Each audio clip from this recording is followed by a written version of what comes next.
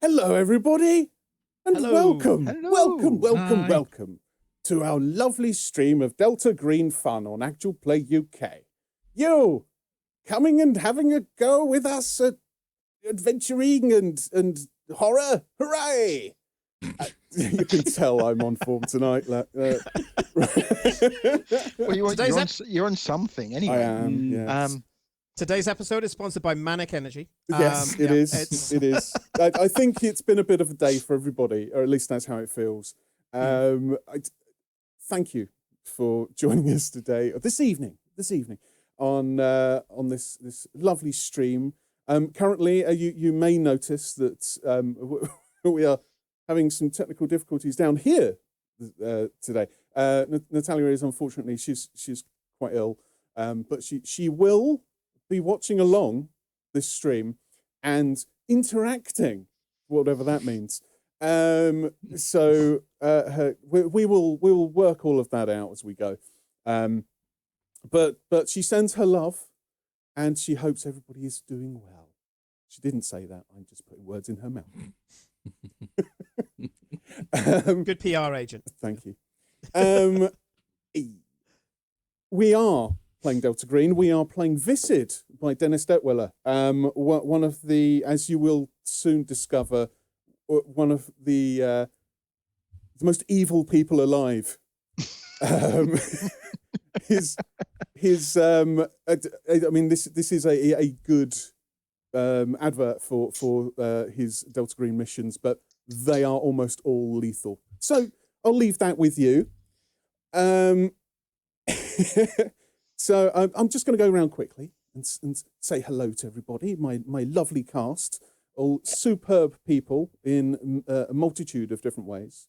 Let's start with Simon. Who are you, Simon? How are you doing? I am doing fine, sir. I am playing Crazy Eddie Sarvos, a bit of a geezer. Now, was there a reason that you decided on Crazy Eddie? Yeah. Also, well, part of it is I only have a finite amount of accents, so that's certainly. And one of them's crazy. Part of them is he's one of them definitely is geezer. I think that's something I always go back to. But I do like the idea of the guy who's done wrong, like the guy who was a fuck up early on in life, and he's still a fuck up now. Sorry to spoil the ending. But he's a fuck up with experience. Yeah, he's a fuck up with experience. He's got several ranks in it now. He tried to cross class into any form of productive member of society, and just was like, multi-classing is a waste. So never mind. He didn't quite meet the requirements. the requirements for it. Yeah. I mean, it's just weakens your character overall. Yeah, exactly. Right. Yeah. Who needs multitude of talents? Nick, how are you doing, sir? And I'm not quite sure how to take that. No, speaking of a multitude of talents, it's Nick. There we go. It's much better. Thank you very much. Better segue. I'm Nick. I will be playing Cleric tonight, who's a very large mathematician. I mean, surely there's a reason why you've gone with Cleric as your yes moniker.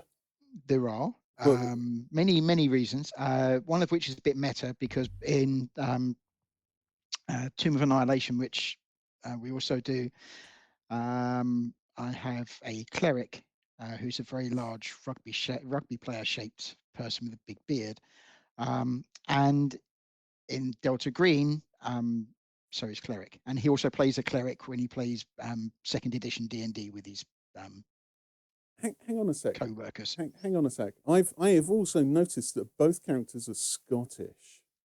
Yes, they are. Look, I mean, if you've ever read anything by regarding the Eternal Champion by Michael Moorcock, you know that there are certain people who cross throughout the multiverse. Cleric is one of those. That sounds interesting. Yeah, I thought for a second there. Yeah, I thought for a second there, because you were building up. You said, I'm playing a mathematician called Cleric, and I was like, if he says I'm playing a cleric called Mathematician, I will give so much respect right now. No, his name's Zibby. His name's Zibby. It's fine. Okay, no respect for you. And on that lack of respect, let's move over to Pip. Hello. Hi. Well, let's give you some respect, sir. How you doing, Oh, Pip? thanks. I'm good, thank you. I'm Pip Gladwin, and tonight I will be playing Arthur J. Calvert, who he's back, probably, maybe. He's back. He's crawled out of whatever bottle he drowned himself in. We'll find at the out. end of the last episode I was in, or has he? We will find out.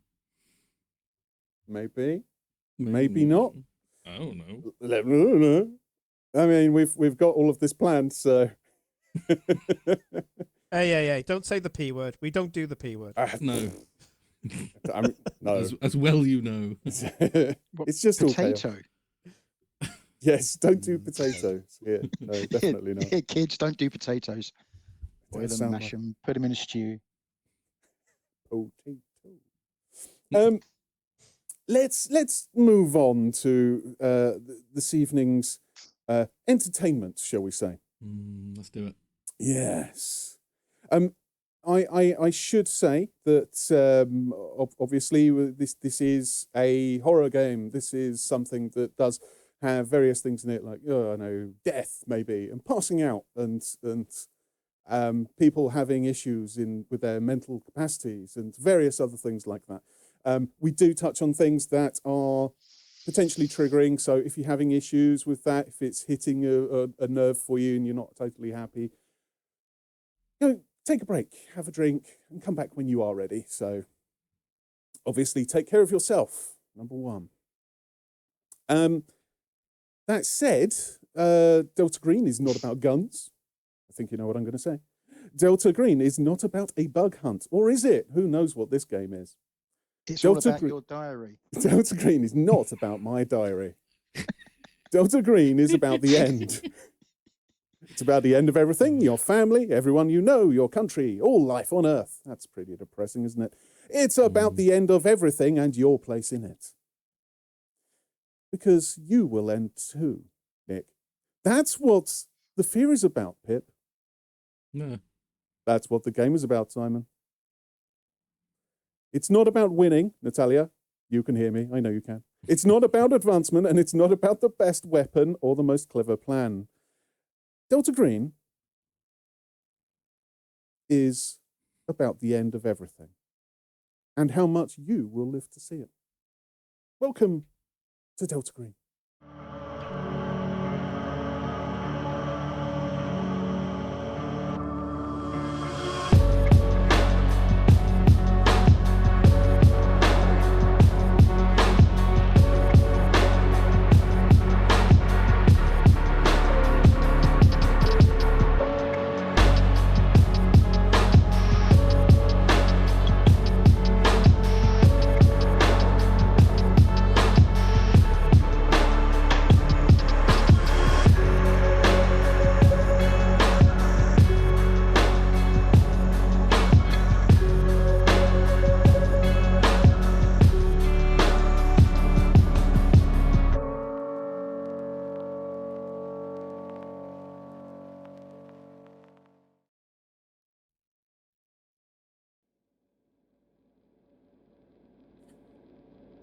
A building stands in darkness.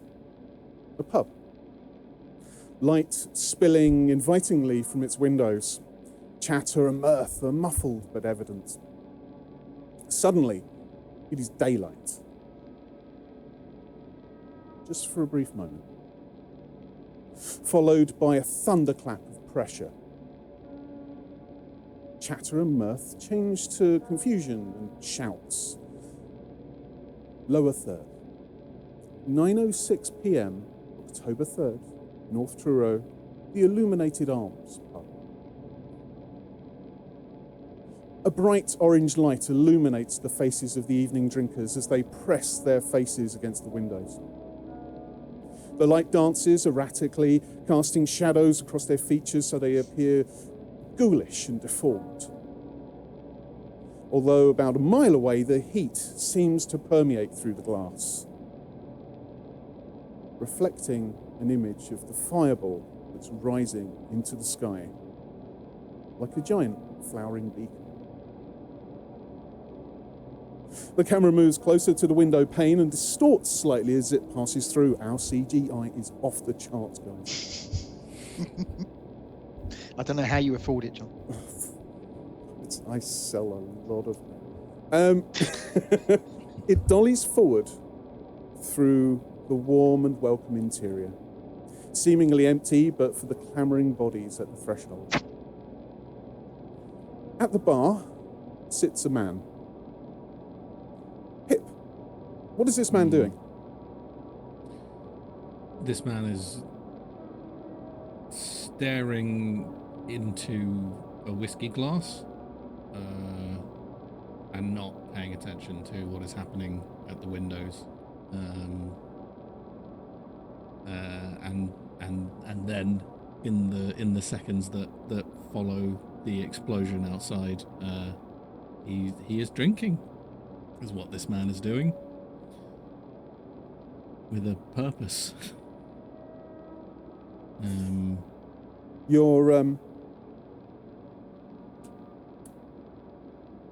Your glass sits empty as you drain. What are you drinking? He just said whiskey at the bar, So slow. and nodded when they said a double. So I think it goes down pretty quickly. Okay. There doesn't seem to be anybody at the bar. Obviously, as soon as the light exploded through the windows, everyone had scattered to those windows. Is there a in the distance between myself and the other side of the bar? Is there any chance they have a speed rail just on the underside of that with bottles and stuff in it? You start that would be within the reach of my arm. Yeah. You start to shift your weight, and you peer over the edge of the bar, and there is a clink that you hear,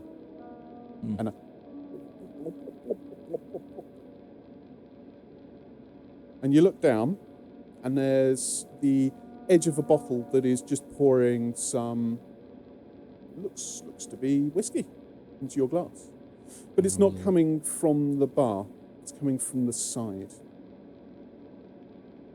Any for your thoughts? I'll follow the bottle and I'll follow it up the arm. Any for your thoughts? And there's a man who is stood there. He doesn't look particularly tall. He's dark hair.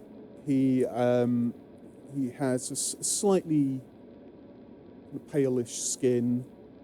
He's wearing a kind of greyish crumpled suit, and there looks like there's a rucksack, just like a backpack, sat on the floor next to him. It could be like a city worker, like an office worker. But I'd like you to give me a humint, please. Oh gosh, rolls already. Yes, let's do this. I'm back, baby. That's 5, I believe. 5, right? So 5 on the D10, 0 on the percentile. That's a 5. Yes, right? unless we're talking 500, and I don't think they go up. I don't think we are. Yeah, that's 5. That's massively under my 64%. Excellent. Okay. So you look at this guy, and there's something about him. You instantly feel he isn't just a friendly person who is offering you a drink. Somebody that, on some level, he knows you. And he doesn't look threatening. You don't feel like he's going to be hurting you or anything like that. He looks like somebody who is actually he's quite relaxed, and he is he's just He's there offering you a drink. Okay, he's there offering me a drink, but like, there's more to it than that. Yes, But the more to it, I'm not immediately taking as a threat. that's correct. I'll take the glass. Don't think my thoughts are worth much right now, but I'll take the drink. Thanks. No problem. And he's got another little tumbler, and he pours some whiskey, probably about 3 fingers. I honestly, I genuinely don't know how much that is. That much. It all that much. becomes clear. He pours 3 fingers, now I know, into his glass, and he takes a sip. Think they've got any ice around here? Yeah, probably. Oh, yeah. I'll continue that like forward lean over the bar, just to, because if there was an ice sink or bucket, it's probably there's just a bucket close to the edge, right? Like, yeah, and there's a couple of tongs there, and I'll get him an ice cube, I guess. Oh, thank Being you very much. accommodating, I'm fine without, but I will get him an ice cube. So, he has the ice cube in his glass. You know, apparently it tastes much better with water. Yeah, that's certainly what I've heard. But we're not really drinking just for the taste, are we? I guess not. I'll sort of look from him to the front of the pub where everyone is. I assume a lot of people have left, like, and gone outside to. Yeah, you like, turn around and you see that things have slightly settled down now. There's a few people who are on the phone. They're calling for emergency services, essentially. And I'm guessing, like, it seems odd to me that you know, I imagine everyone else in this pub's attention is on what has just happened. Yes. In some way, shape, or form, whereas this guy's apparently is to give me a drink. So, like, that's weird.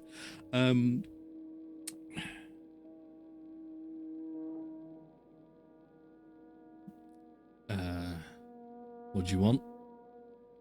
Not interested in explosions? No. I've had my fair share of explosions, you could say. Fuck does that mean? Oh, I have no desire to see any others. Right. Once you see one, usually you see them all. Okay.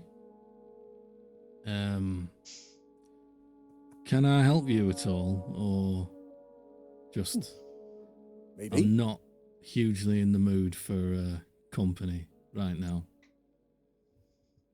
I understand that.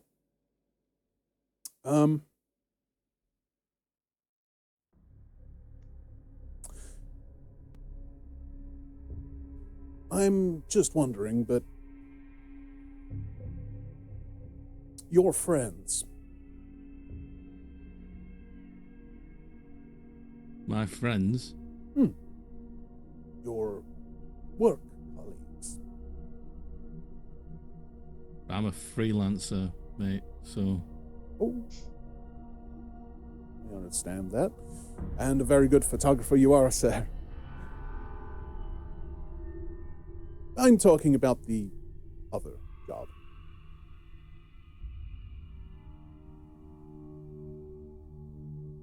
I do my best to remain as blank as possible. Like, this doesn't feel like a good time to be like, you got me. Yo! You got me, weird guy. Again, I find myself really wishing I hadn't turned my taser into a bird trap. It was so cool, though. It was great, but I am completely unarmed now. I don't know if I even have a gun. I can't remember. I don't think so. I don't think I do. I don't think I do. I Anyway, don't- sorry. I don't know if you do. I don't know. You can always check. I think. No, there's- I'm good right now. I'm not. It doesn't feel like gun time You're okay? immediately. You're all right. Ah, here it is. Yeah. Aha! I knew I had this somewhere. So you have a medium pistol. You picked No, up I do, because we all geared up pick- before we. yeah. Yeah. You picked up a medium pistol quite early on from the car. Great. Okay.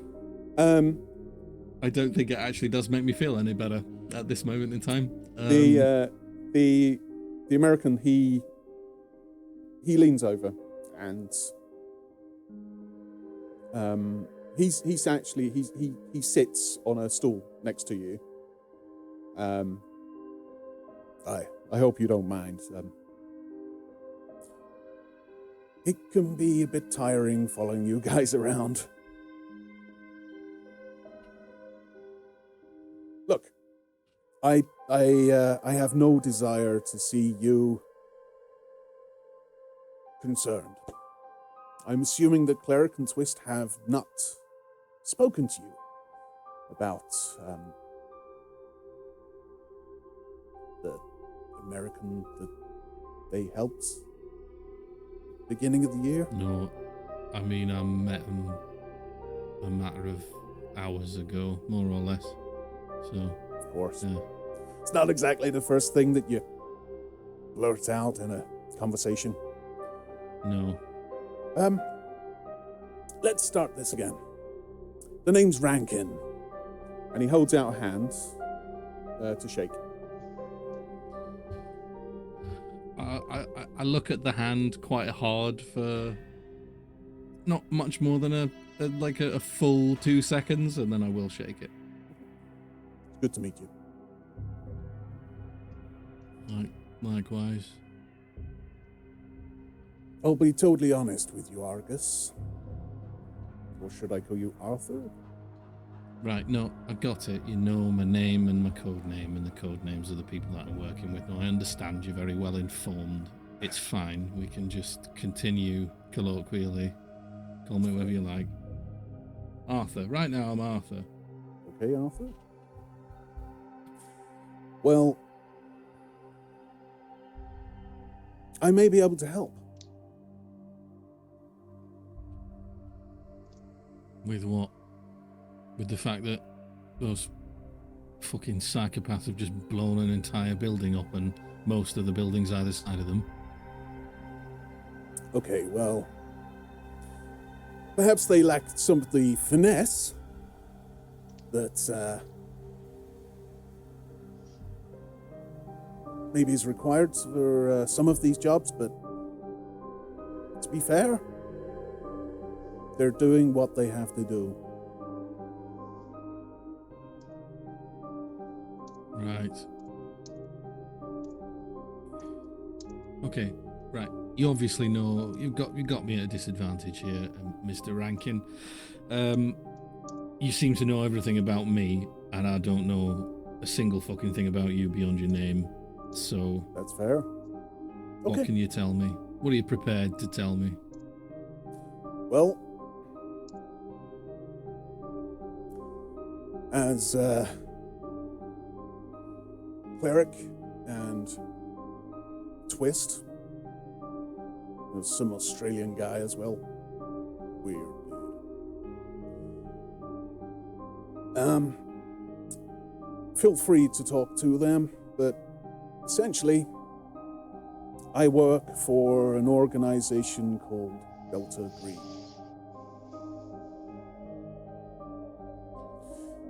The name is, as I said, Rankin. And your work colleagues helped me towards the start of the year. Essentially, I was having a small issue with the canine. And they Right, assisted. A dog. Mm, Sure. No, I saw some things today, so fine. A fucked up dog. Got it. they were most helpful. What did they shoot it in the face and then blow its house up or something? Is that what they did? Don't think that would have worked.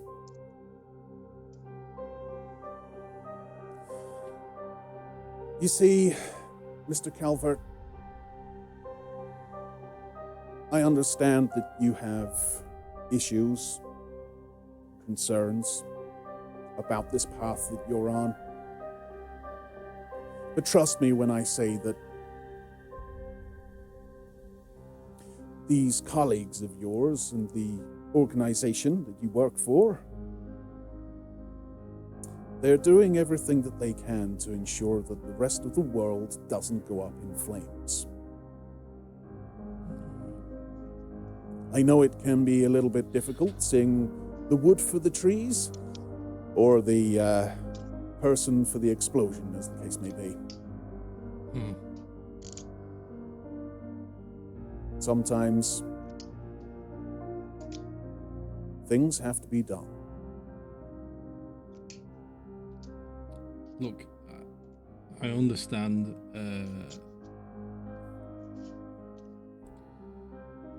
I understand.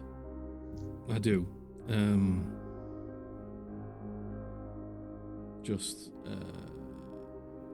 I suppose I'm new to this side of things. Believe me, I'm not a stranger to doing wrong.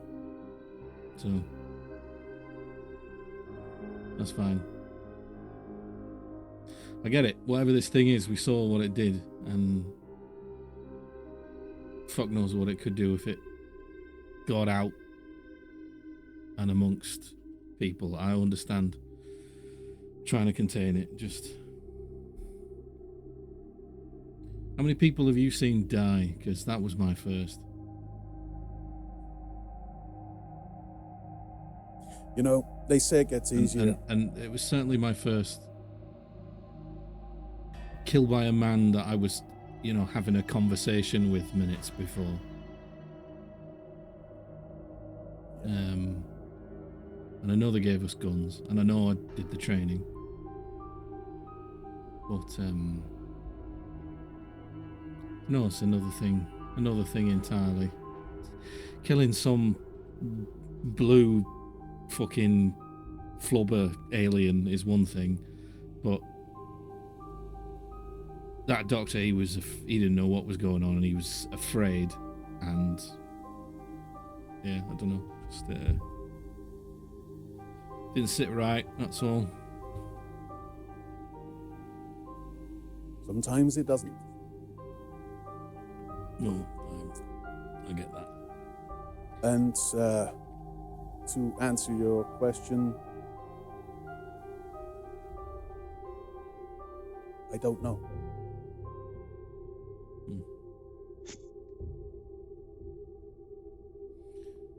But I suppose you get used to it. Yeah, you can't think of it in that way. You have to think of it in terms of how many people you've saved.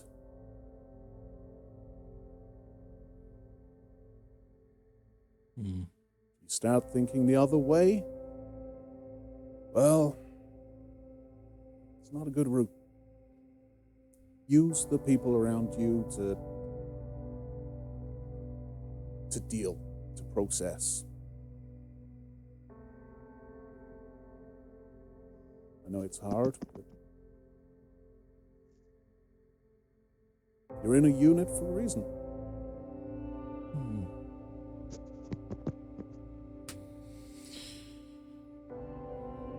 Sure.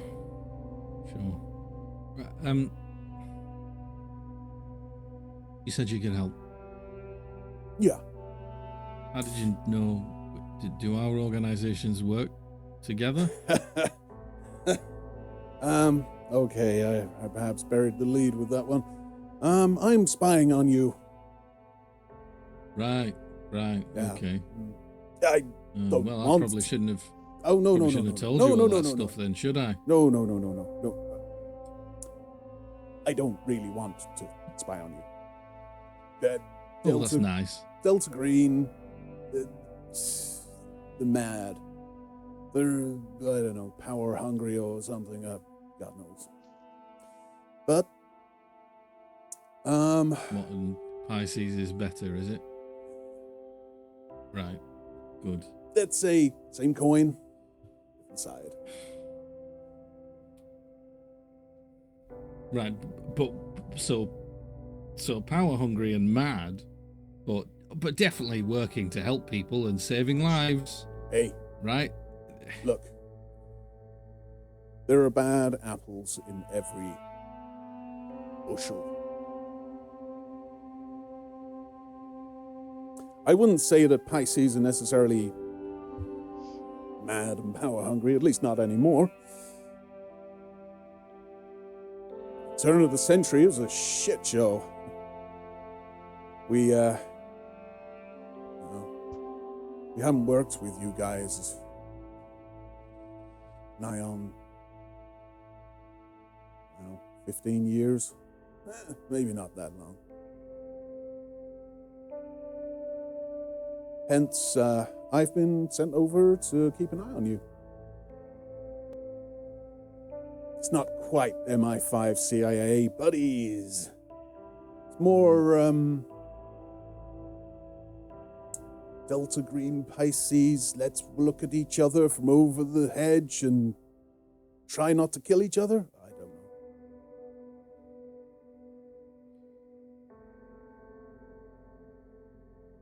Fair enough. Again, I will ask, how can you help? Oh, yeah. He reaches into his suit jacket and he pulls out a piece of paper. It's a notebook. And he pulls out a pen and he scribbles down an address.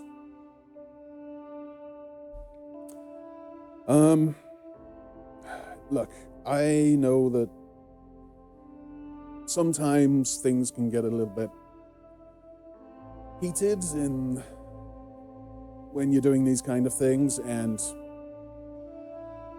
I know that Pisces, or at least your part of Pisces, is not necessarily being super funded. So maybe I could help. And he tears the page out of the book and hands it to you. We call these green boxes.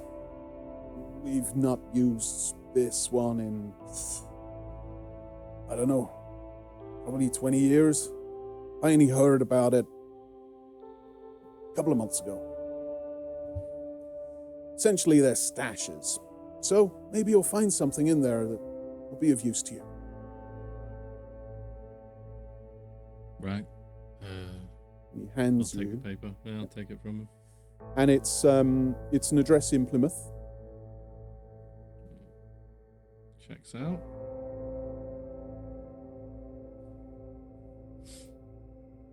And looks like it's just down by the coast. So it's actually Okay.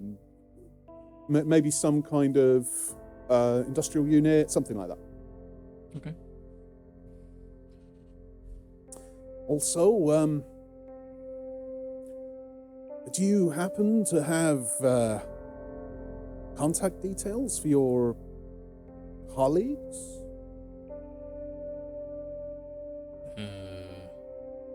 Can't remember whether I do or not. Did You we get? don't. I don't. I don't. Oh yeah, because we did. Yeah. It was the whole thing at the end of the last game I did. Was like, oh, we don't have anyone's number. Yeah. No. Okay. No, I do not. But I gonna go ahead and guess that you probably do. I mean, I'm not exactly texting them on a regular basis, but I do happen to have Cleric's number. Hang on. intelligent man, that guy. There you go. And he hands you a telephone number. Cheers. Another one for the road. Yeah, well, I've started, so I'll finish. Yeah, let's go. All right. And he pours you a drink. Pours himself a drink. His ice has kind of melted a bit by now. Mm. And he holds up the glass to you.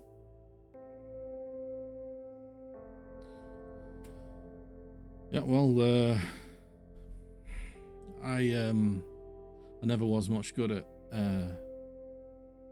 dropping something once I got involved in it or got interested. So I don't think there was much chance of me walking away from this anyway. So, cheers. Your health. It's all our fucking health. And we fade out.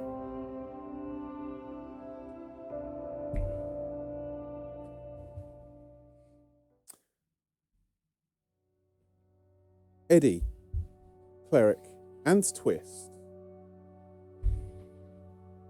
It's morning, or rather, it's probably afternoon, I think, at this point.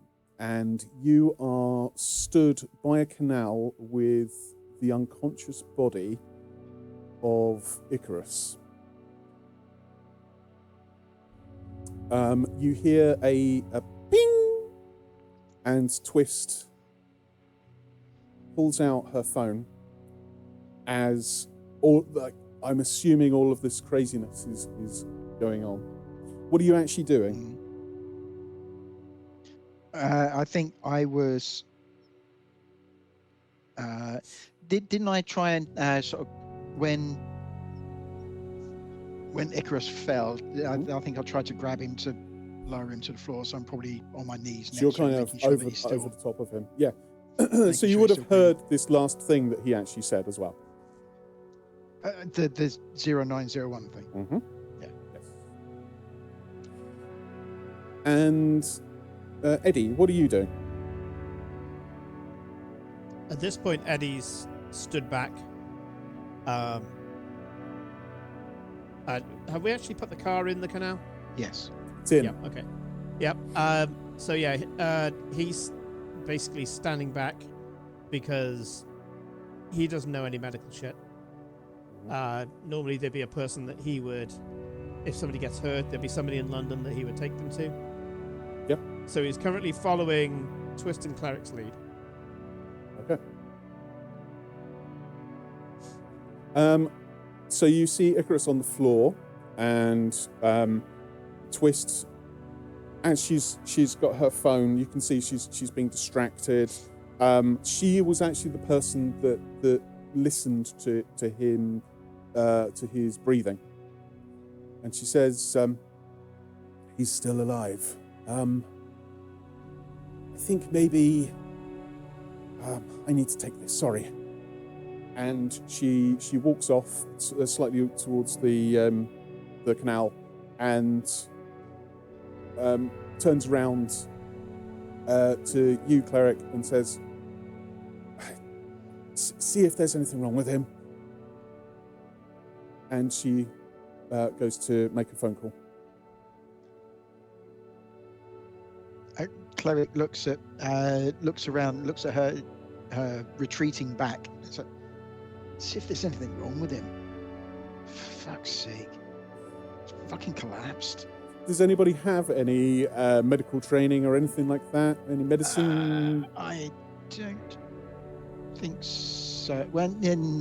No. I was going to say maybe I took first aid as a first aider at university, but Yep. I don't think I did. I've only got 14%, which is Okay.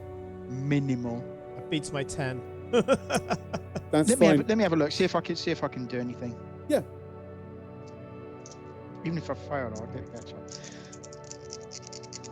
I thought you were dead. I got better. Oh, you motherfucker. 17 over 14.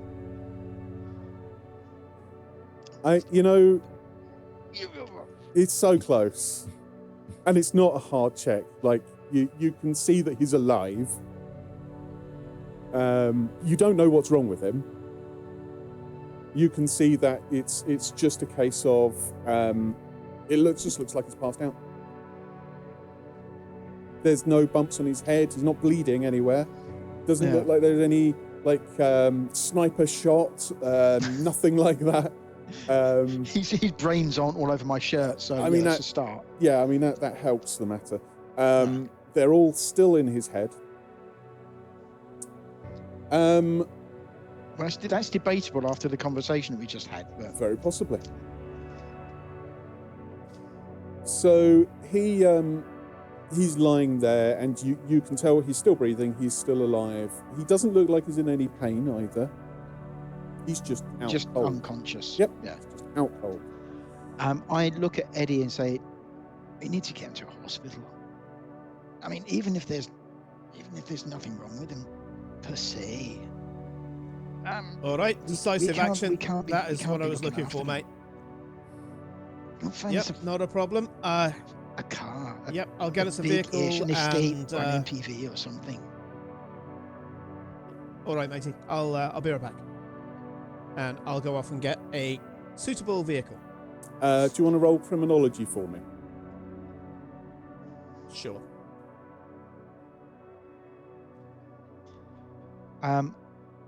I am going to quickly run through Icarus's pockets, not to steal anything, but just to remove anything incriminating. Okay. Or that shouldn't exist. Shouldn't exist. So his wallet is fine. If he's got a gun in his pocket, I'm going to So you find the blue thing in a jar. I will probably take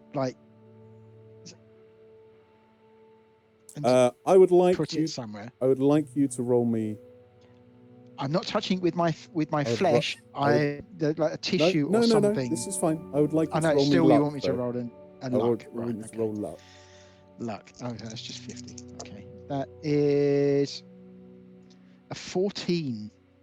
Fine. Why couldn't I have rolled that with the motherfucker? Right. So a 14 under 50. So, Brilliant. yeah. Okay, so you pull a smartphone. There's a little recorder that he's got. It's like a voice-activated recorder, so just like a dictaphone. You pull out some car keys, and there's a moleskin notepad in one of his jacket pockets, and in the other jacket pocket he's got the small jar with the blue substance in it. Yeah. So the moleskin notebook, I'm going to take just in case he's put notes in it. Mm-hmm. The blue jar, the jar with the blue thing in it, I'm going to not touch with my skin. I'm going to find a t-shirt or something, or So you like if I have to take his tie off and wrap it round to do that, then obviously I'll loosen his collar and everything else and whatever. Fake ID, yeah, anything that's keys I would probably leave in there. His wallet I'll leave in there. His general personal belongings all stay in his pockets. I'm not going to go through and whip out any £50 notes he's got in his pocket. Your phone goes off.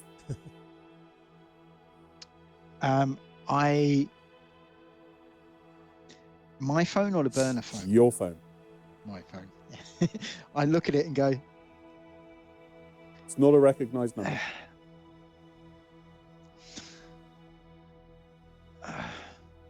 I shouldn't fucking.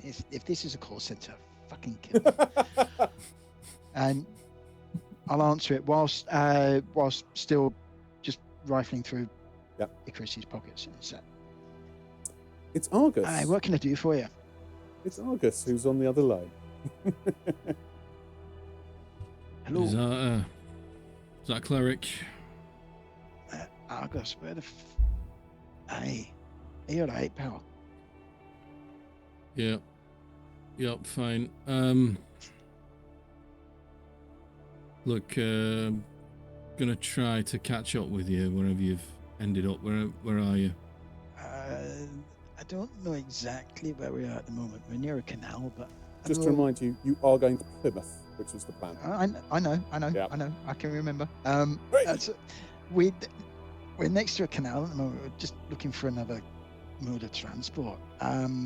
What, like any canal in particular, or shall I just find a body of water and start walking? To be honest with you, but we are. Once we've found the car, we're going via the hospital for Icarus because, fuck, I don't know. He's just collapsed. Right. So, what is he? I don't know. He went a bit funny and then fell over. So Is that? He's not got any of that fucking stuff he had that on him, has he? fucking weird stuff in his pocket, but it's not got out. So, well, at least I don't think so. If it fucking has, we have to fucking burn him. But we're going to find a hospital, and after that, we're going to Plymouth. Well, that's a coincidence. Fine, probably easier to try and meet there rather than I've find often whichever found mystery fucking there's no canal such you're fucking standing thing as next coincidences, to be honest with you. to. I've got an Mathematically address. Speaking, I've got an address everything is fucking possible. I've got an address in Plymouth, and I'll reel off the address for the green box. Okay. If I put that into Google Maps, so I know where it is, and drop a pin in it, is it anywhere near either of the other two pins that we were going to have a look at in Plymouth, like the solicitors and the private detective agency? Oh, let's just have a looky. Okay, so I'm gonna on over to our board. The board. The board.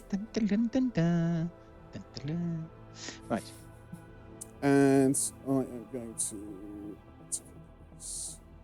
Googly Maps. do some show players things. There we go. There's Plymouth.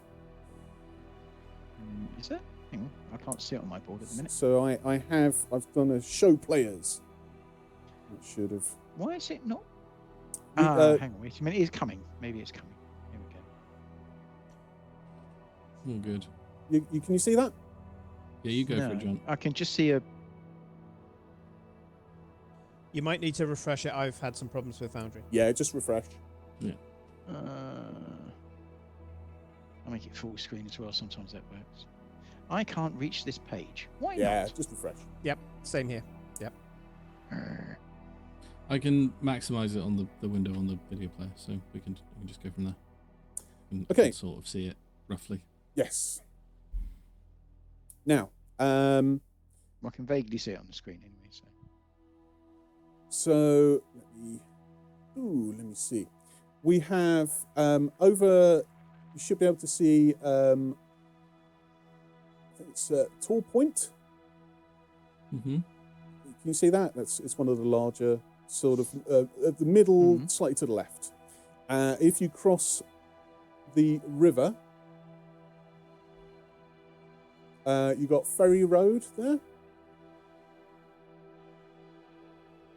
Yep. Yep.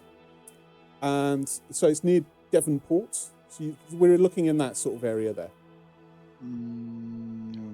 Oh, yeah, Tall Point. So essentially, next to Sainsbury's. Yeah. So you jump over to the right slightly, and you got Devonport, Ferry Road. There's a couple of train stations there. So it's that sort of area. So there, Okay. that is roughly where I believe the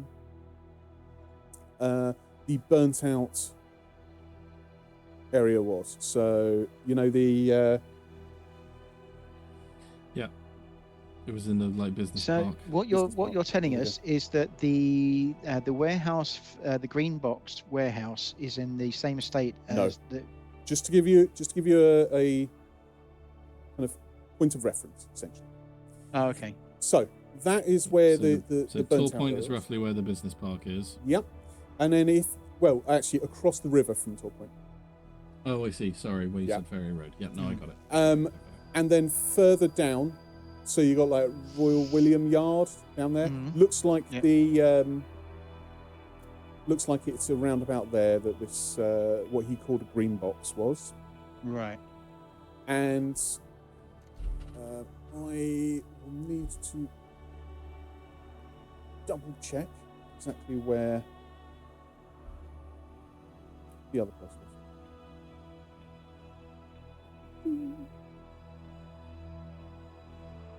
But they're all going to be. The other place was the detective agency, right?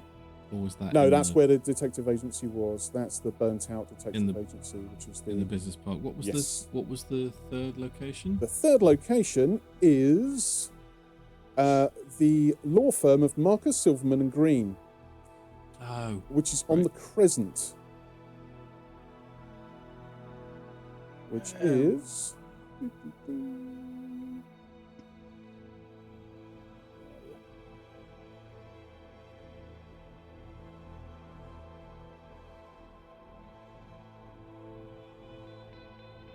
This is super exciting for people, I'm sure. this is what you come for. Live. You map could have just said reading. no, Yeah. John. You could have Live just map said no. reading. They're nowhere near each other.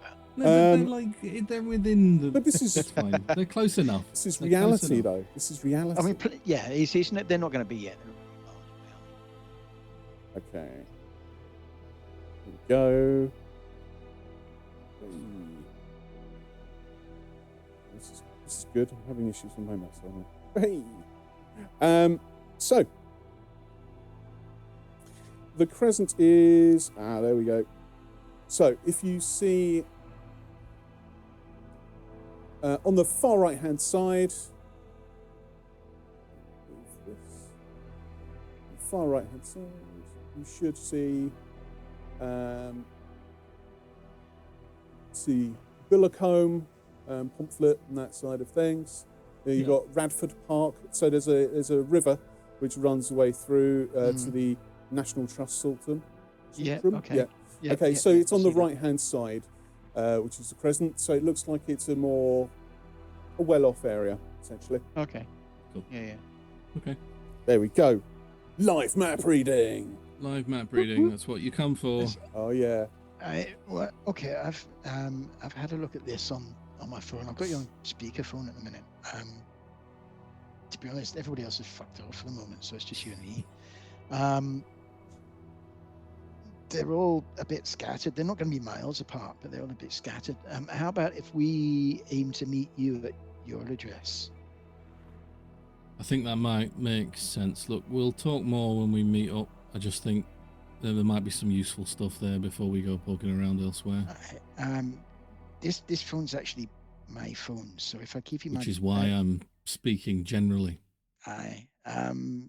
what I'll do is unless it's urgent, then I'll tell you what. Have you got WhatsApp on your phone?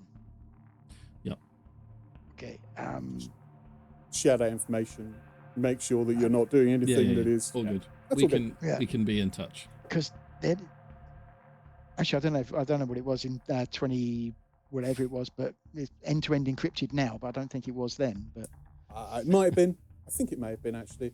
2014. it probably was, to be honest with you. Yeah. And it's so all like, good. it's encrypted, so I'll just use that. Right. Okay. I'll find my own way. I I don't. assume you'll be taking the car. We'll be getting there as soon as we can. Obviously, we've got to go via A&E first, but I think, to be honest, we're probably just going to drop him and run. To be honest, I don't want to explain why we're walking around with an unconscious professor. All right. Well, best of luck. See you in. How long does it take to get to Plymouth from? It's not going to be a From terribly long Truro. time, I don't believe. Let's have a look. Bus or train, or a train is probably going to be the easiest way, and that's Yeah, I probably was going to be. thinking That's probably going to be a gonna couple of go hours, train. maybe 2 or 3 hours. Hour and 15 by car. Hour and a half by train, or hour and 12 minutes. Okay. We're already from Truro to Plymouth. What I got. It's not bad. live pathfinding as well. This is great. Absolutely. You come for the horror, stay for the map reading. stay for the train timetables. We're really learning a lot about how to get to Plymouth from Truro. We are. Now it's going to take you 3 hours to find the station in Truro, though. Cool. So you guys, you work out the place to meet, which is this Yes. green box. The green box. At this point, Twist walks up to you, Cleric. Take care of yourself. I'll see you in a bit. Right. Hang up. Who's that? Is that Argus? He's got an address in Plymouth for some reason, so I'll catch up with him there. Probably got a swanky pad. Okay.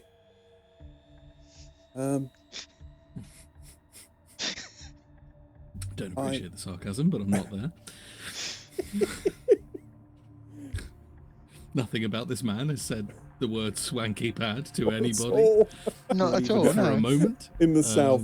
It's Bloody a total swanker. fucking southerners.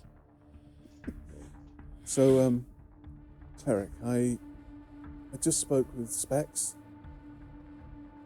Fucking another blast from the past. I asked him to check on the cameras in the streets, NPR. All right, so he did.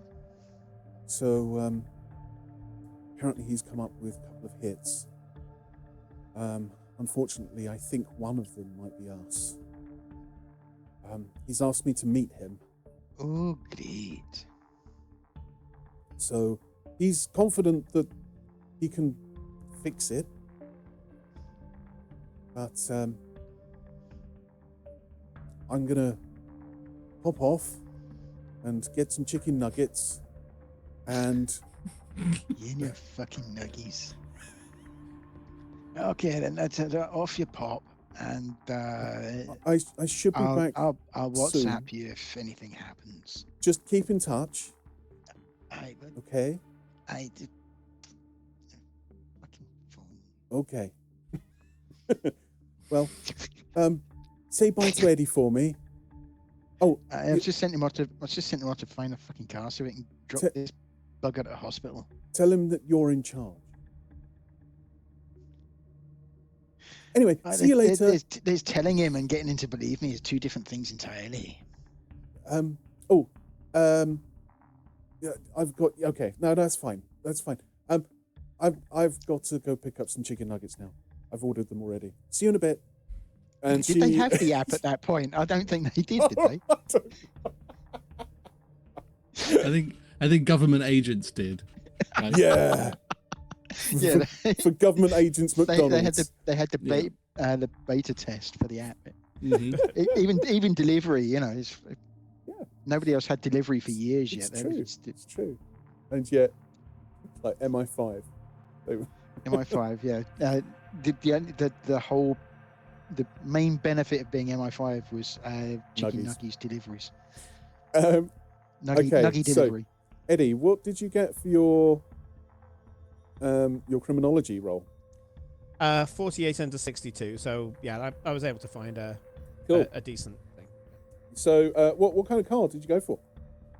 I was told to go get an estate, so I got an estate. Well, an estate or MPV. Okay, a big cool. car, so we can.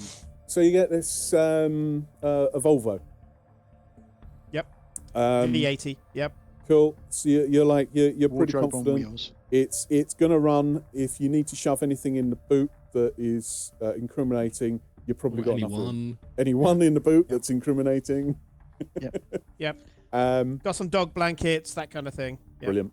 Okay, so you drive over to just nearby to where the canal is, and you see Cleric is stood there, and he's just hung up the phone. What are you doing? So what's up?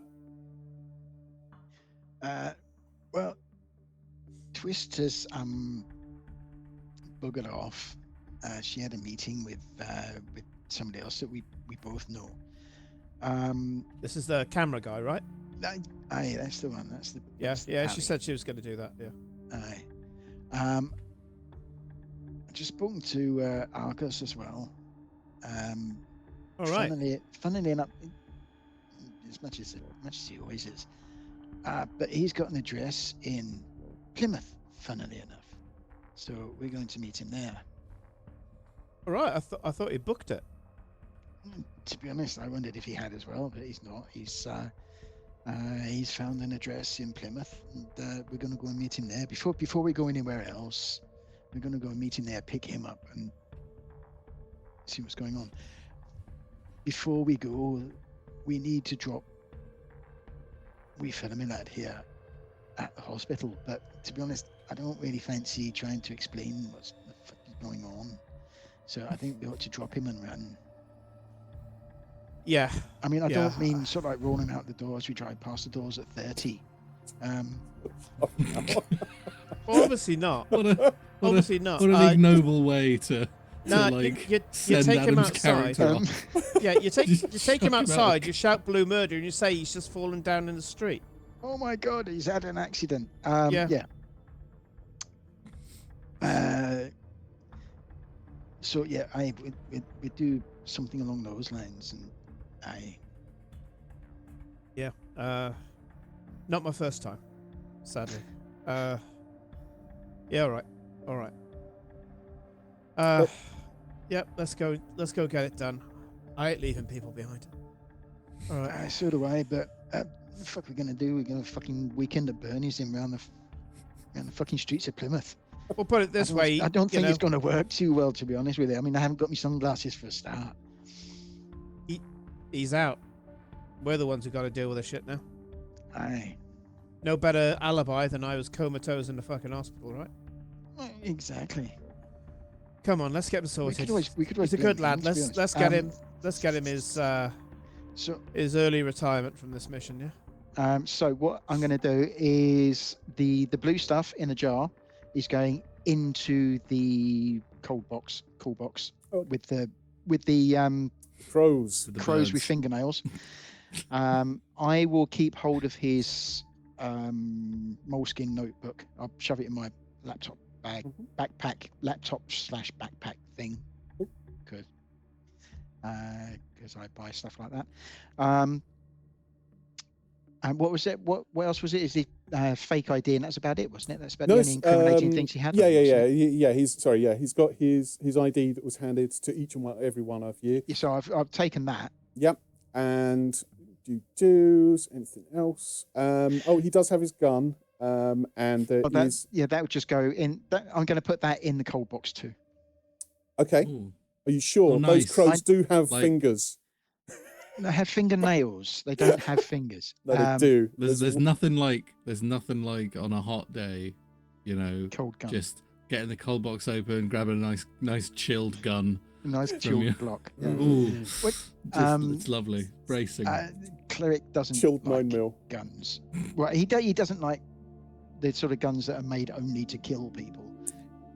Clay pigeon shooting he quite enjoys because that's just Sport. loud noises. But pistols are designed for killing people. That's it. He also He doesn't do pistols. has a shock baton. Does he? Oh, Yes. Yeah. yeah. I will take. You I never told will us put that about in my other pocket. I've got obviously the extendable baton that I've got in one pocket, and then I'll put the shock baton in the other one. And he also Is it basically a cattle another prod? little thing. Almost, yes, a bit shorter. The other thing that he has is his Lenovo laptop. It's just in one of those kind of neoprene skins. Doesn't look like it's a particularly expensive one, but it's one that he's you've seen him walk around. I will take that too. Cool. So you pop all of this stuff into. Is it one of these? Is it more like a Chromebook type thing? Yeah. Ish. It looks like he was like writing with it. So yeah, quite relatively small. I'll just I'll It's not a just heavy pop thing. it into my laptop bag as well. Okay, cool. No. So, let's say that you manage to lift him up and you get him into the back of the car, and are you just kind of strapping him in the back seat? Yeah, probably try and lie him down across the back seat. Yeah, fair. Okay, so you lay him down on the across the back seat, and Yeah, he's just tuckered out. yeah, he's just unconscious. So as you're lifting him, he doesn't really move around. He's a dead weight, but you can still hear him breathing. So takes you from where you are, which we never fully ascertained. From where you are, it takes canal. you takes you about 40 minutes or so to get to Plymouth, and there is a hospital there. I might be able to give you that hospital. One moment.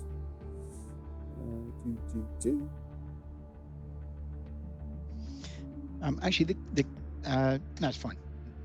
Cattle prod at the moment. I'll just stick that in the footwell. So either one of us could grab it. Actually, you could put that in your toolbox, couldn't you? Probably. Yeah, should be able to. I've got a bloody torque wrench in there, so it's probably the same size. Yeah, more or less. So it's Derriford. So I'll give you the cattle prod then. Cool. So it's Derriford Hospital Emergency Department in the Plymouth NHS. Okay. And it looks like quite a large hospital when you drive up to it. There's an area where you have visitors that can kind of cycle through, the taxis, stuff like that. There's a standard area which is more for kind of like outpatients, general, problems. It's different. Like it's a slightly different setup to the NHS emergency room. But what are you doing? Are you just kind of like driving up to the A&E, or what's the situation? Drive through. Well, okay. What are you going to say? Eddie will turn around and say, "No, you don't just drive up there. No, just around the corner there." And he starts looking around and looking for cameras and things, and says, "Last thing we need is to be on CCTV dumping the poor bastard off." Right, here we go. About here should do. Okay, so I'll stop the car. And I'll get out of the car, take a look around, and when nobody's watching, I'll open the back door. Roll him out. Pull him out gently onto the onto the pavement, and I'll say, "Drive around the block. I'll see you there in a minute." Okay. Close the door, and just as Cleric drives off, I'll wait, and then I'll start screaming at the top of my lungs, "Oh, help! Somebody help!" And I'll be screaming until someone can come along. Okay. We are literally just around the corner, so there'll be somebody who comes along, and they'll come up and say, "Oh, what's going on?" And it'll go, "I was just about to go out on my jog, and this guy, he just keeled over. I think he was on his way to the hospital. I'll stay with him. You go get someone. Go get someone with a stretcher, for fuck's sake." Okay, so this middle-aged woman, she's got kind of dark brown hair. She looks quite made up, and she's wearing a kind of a green dress and a coat that it looks slightly one of those puffy ones. And she comes up and she's like, oh God, oh no. Oh, let me go look. And she runs over to the A&E, and her and three other people come running back. One of them looks like they might be a nurse, and they've got one of the like god awful wheelchairs that they have that's essentially like made out of a sideboard. By the time they come back, I'm not there. Okay. As she runs off, he looks down at Icarus and says, "They always forget they've got mobile phones. I'll put him in the recovery position and say, and just kind of pat him on the cheek, kind of thing, and say, "You take care, mate. You're out." And at that point, as she's going around the corner, I get up and just fucking book it around the block to get back in the car with Cleric. Argus, it takes you, it's about an hour and a half or so to jump on a train, find your way over to Plymouth. How are you feeling? You've had a night of fairly heavy drinking. Yeah, yes, fairly heavy drinking, but like not for him. I think there was definitely a way that this shook out where he would have gone like full blackout drunk to the point where he wouldn't have been able to make that call to Cleric, which I assume it would have been the following day, right? It would. Like that would have been yeah, and you wouldn't have seen him for I would have missed this session as well. Just would have been it just would have been Simon and Nick.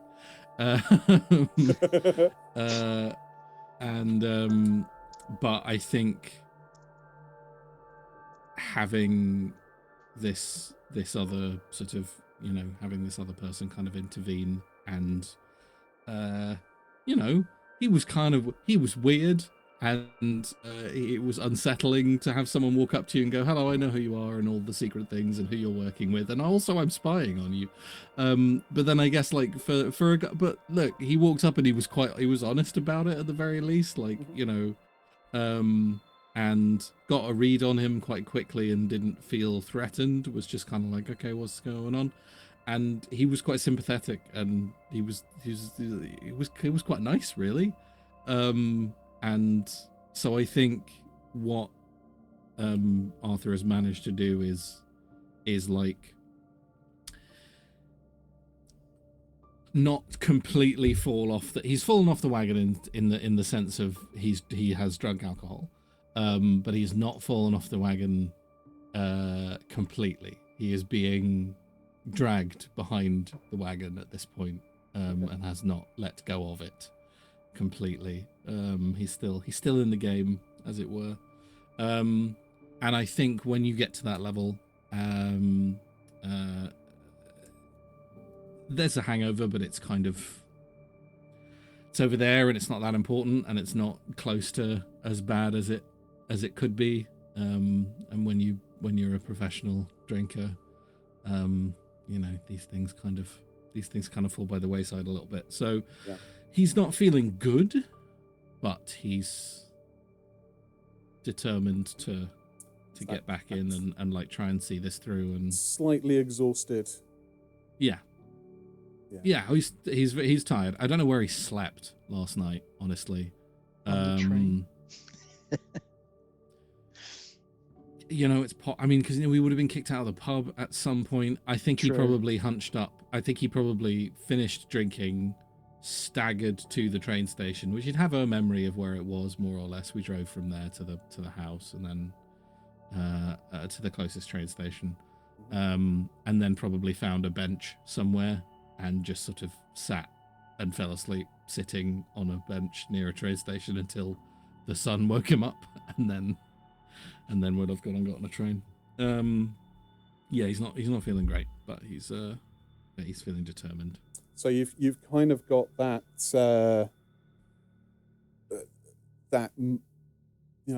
overnight perspiring feeling that, like, you're in old clothes at this point. Yep. Not, it's just uncomfortable.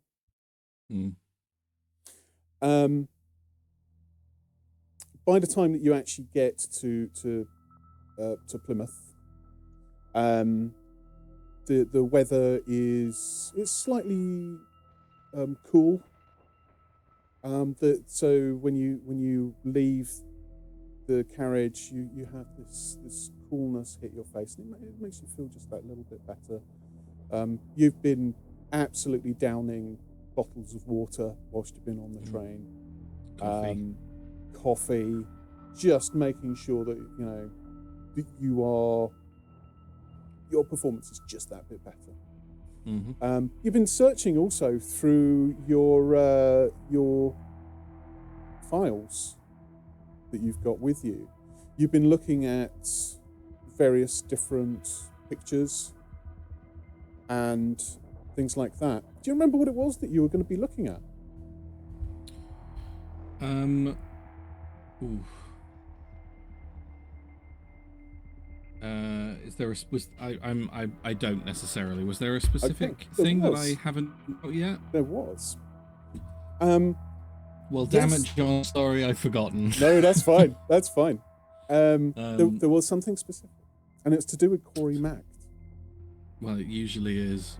And what it was Kerry, was I should say. It's Kerry. Sorry, Kerry Mack, not Corey. Like Cary Grant. I'm not original. I took two actors' names and mashed them together. So you noticed that the shadow. The fucked up shadow. Okay, yeah. Cool. I wasn't sure if you were... Yes, he has a weird shadow. I guess then, yeah, I absent-mindedly, I think maybe he's not even really thinking about it, but he's flicking through the photos, and I guess I'm trying to see his shadow in other pictures? Okay. Across the board? Like what, because I've got a lot of photos of this. Well, yes. I personally don't have that many pictures that I have taken of this guy, but he's, he's a famous dude, so he's in pictures. You did take some photos whilst you were out on your... You were actually at that particular... I think it was a film premiere. Yes. You were at that film premiere for Kerry Mack, and it was at that point where you started thinking, what? And then you ended up having your little experience. Yeah. Now, if you want to head over to Foundry again. Yes. And you just go ahead, because I'll check it on the because it might take a sec to load. Yeah, that's all good. On the Twitch screen, so just go ahead, don't wait for me. As well as what I'm just about to show you, there is also a picture of Rankin that I've popped on there. Yep, I see it. Just to show you his lovely smiling face. Look at him, so happy. Let's see this. This is the photo that you come across. Yeah.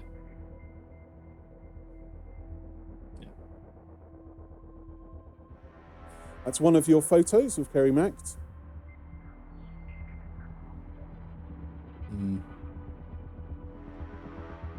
Yep. That's a fucked up shadow, all right. Would you like to roll sanity for me? No.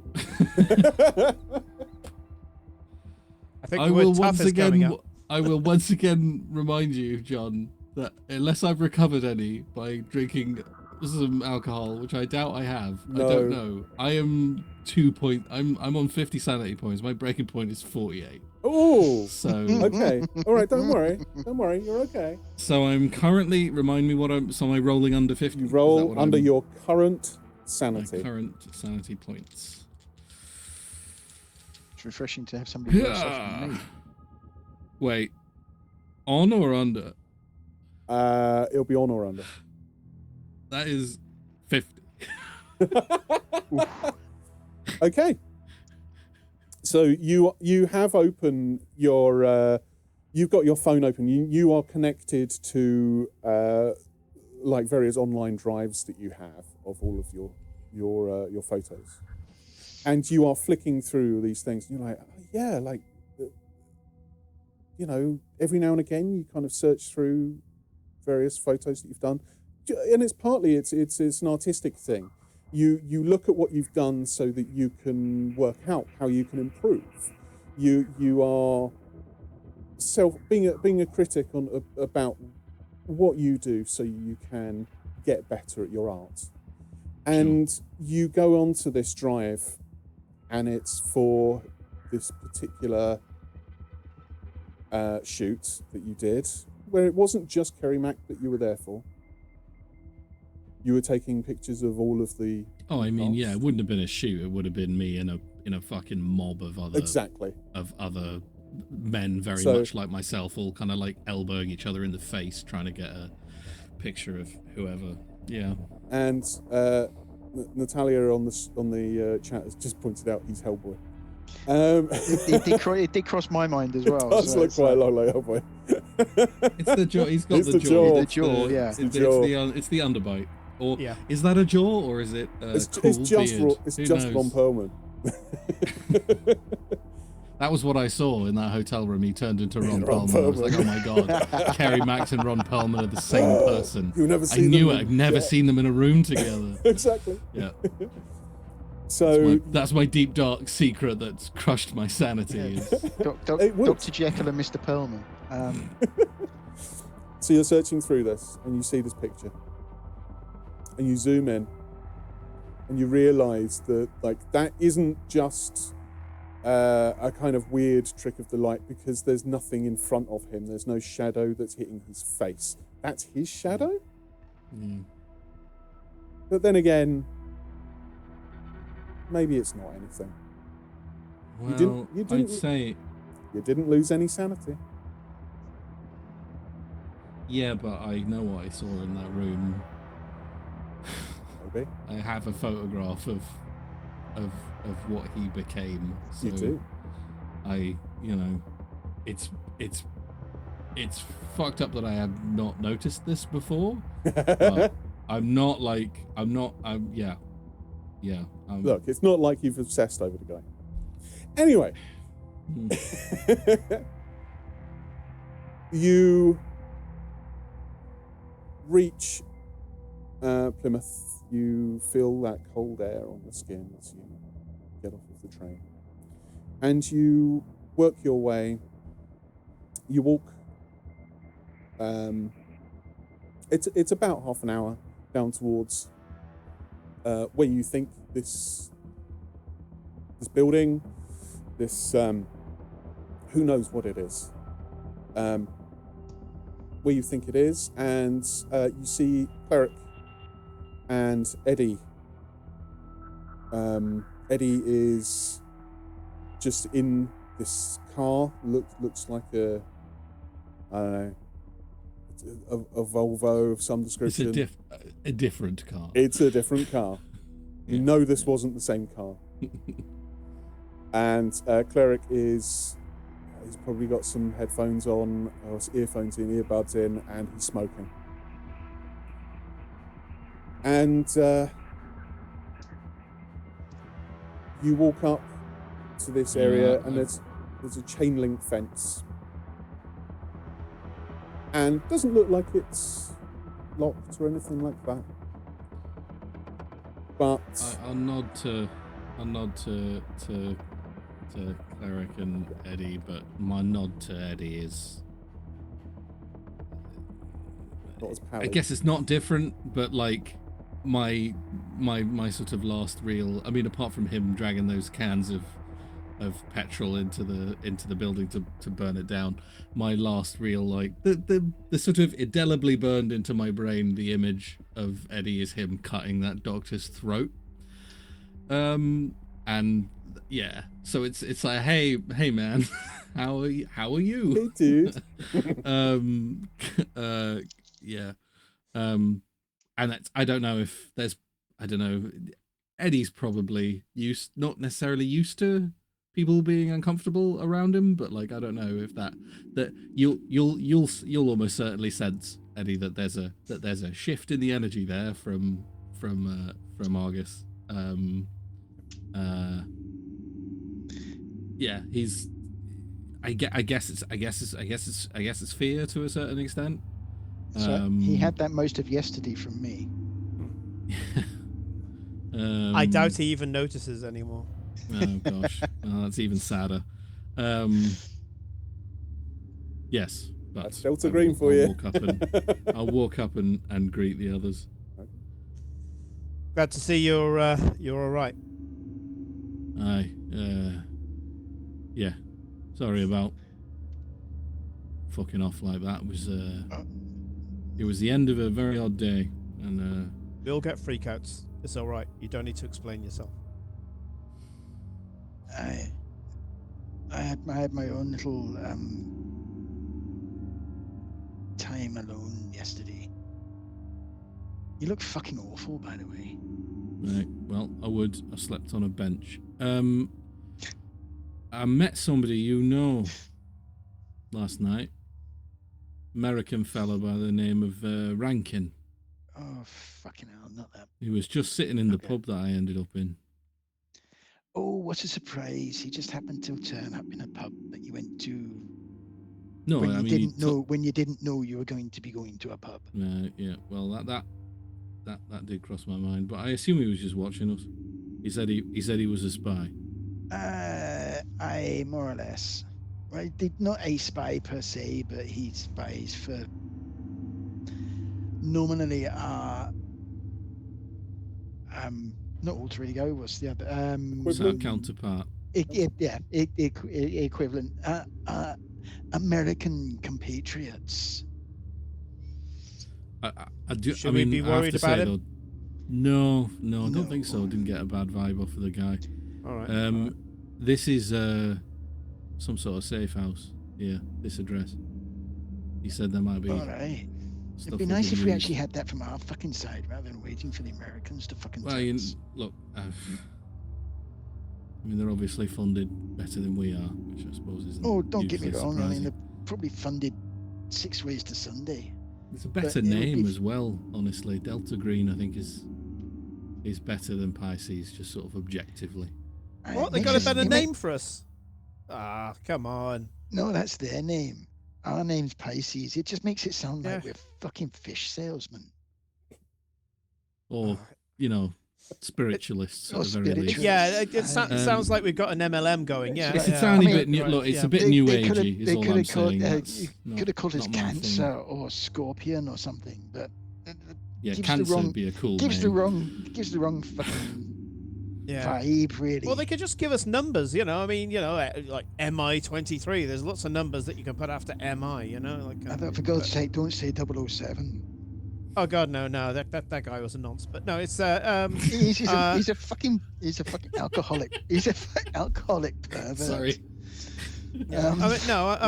but yeah, I mean, Having said So- that, I do whoa, wear his whoa, I'm watch, sorry. so You it's got a fine. problem with alcoholic perverts? Because Hello. number one, Um, fit the bill. Number two, former paparazzi. I like looking at people and being drunk.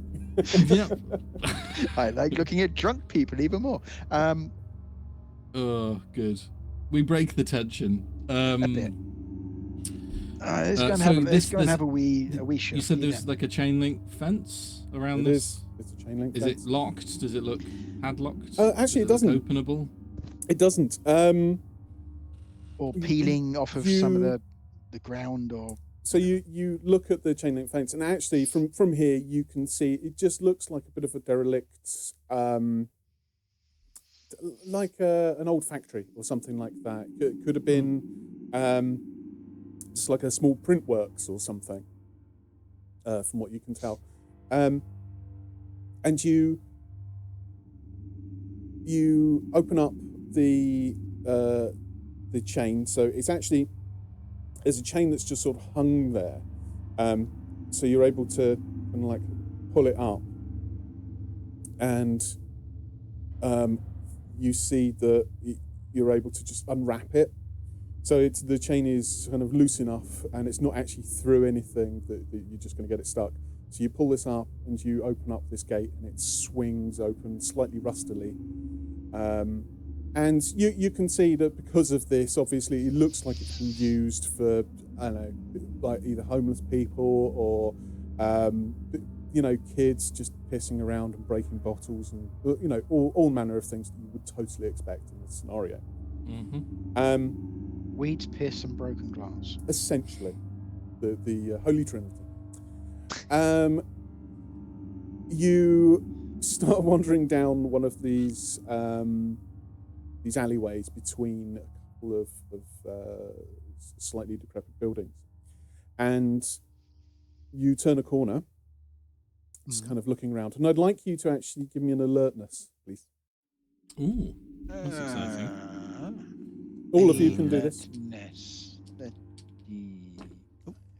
Ooh, nope. 58 over 42.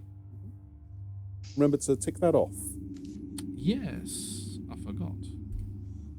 Some ticky tocks.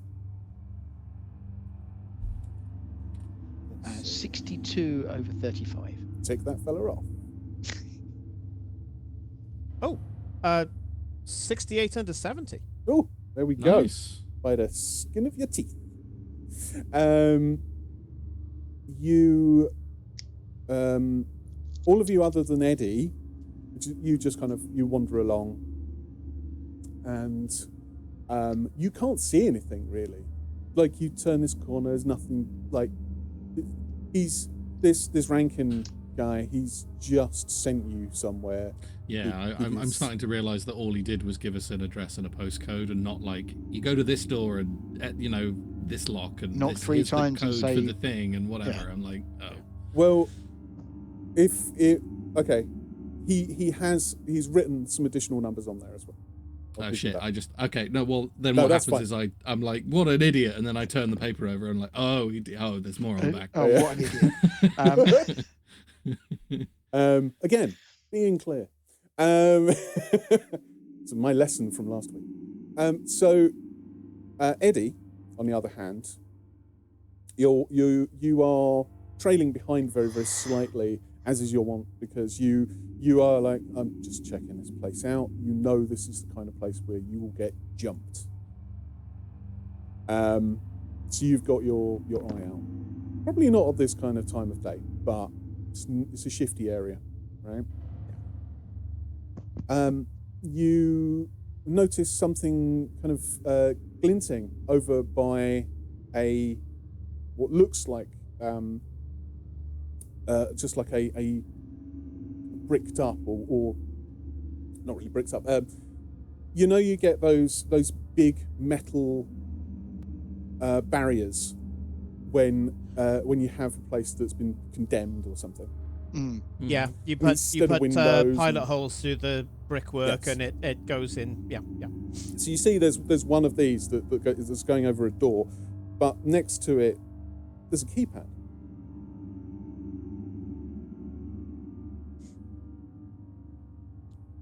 Hey, you seen this?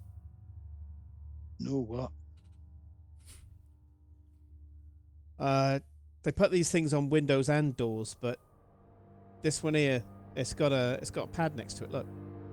There's some places in Leeds full of this stuff. I'll pass the paper over that has on it, or has some numbers on it. Yeah. I'll put it in the code. Hear this.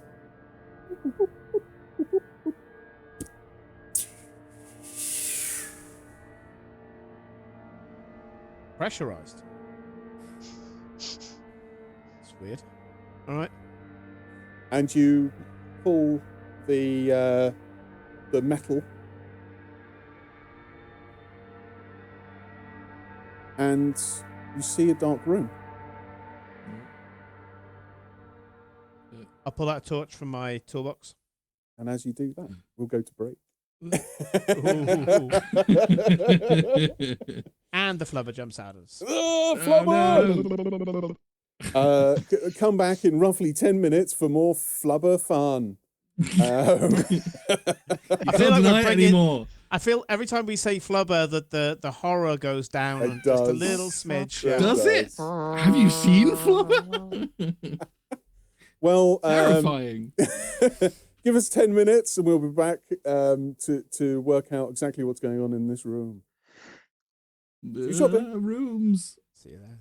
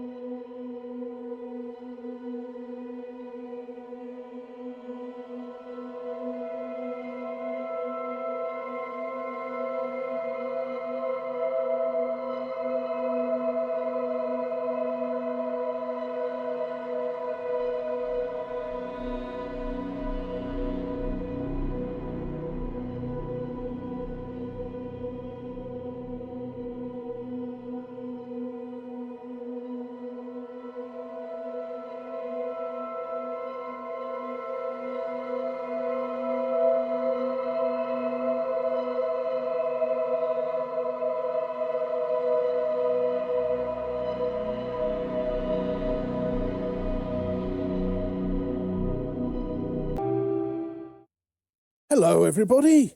Welcome back, should I say? It's a dark room.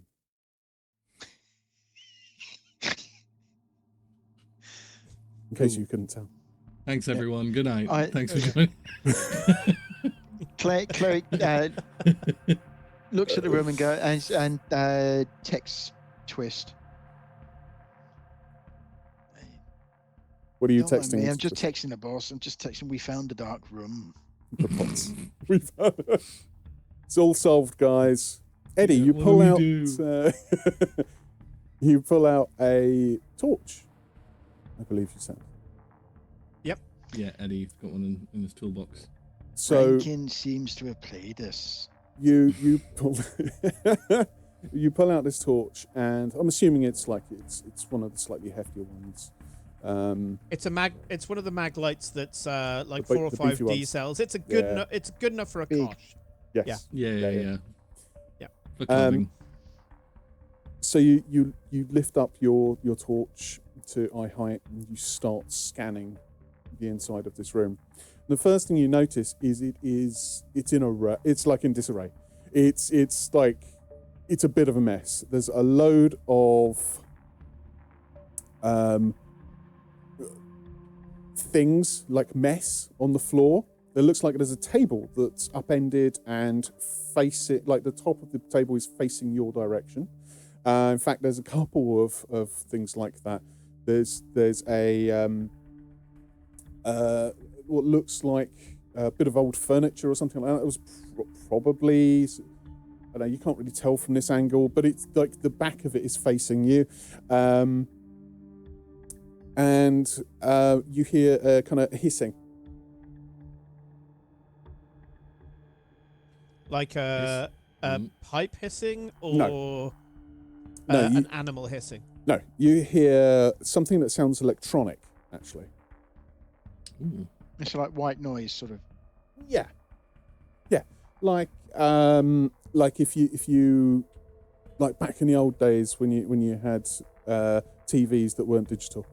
Oh, right. So it's a white noise, and it's not The sound you super get loud. when you woke up at like after midnight in like 1987. Yes. Yep.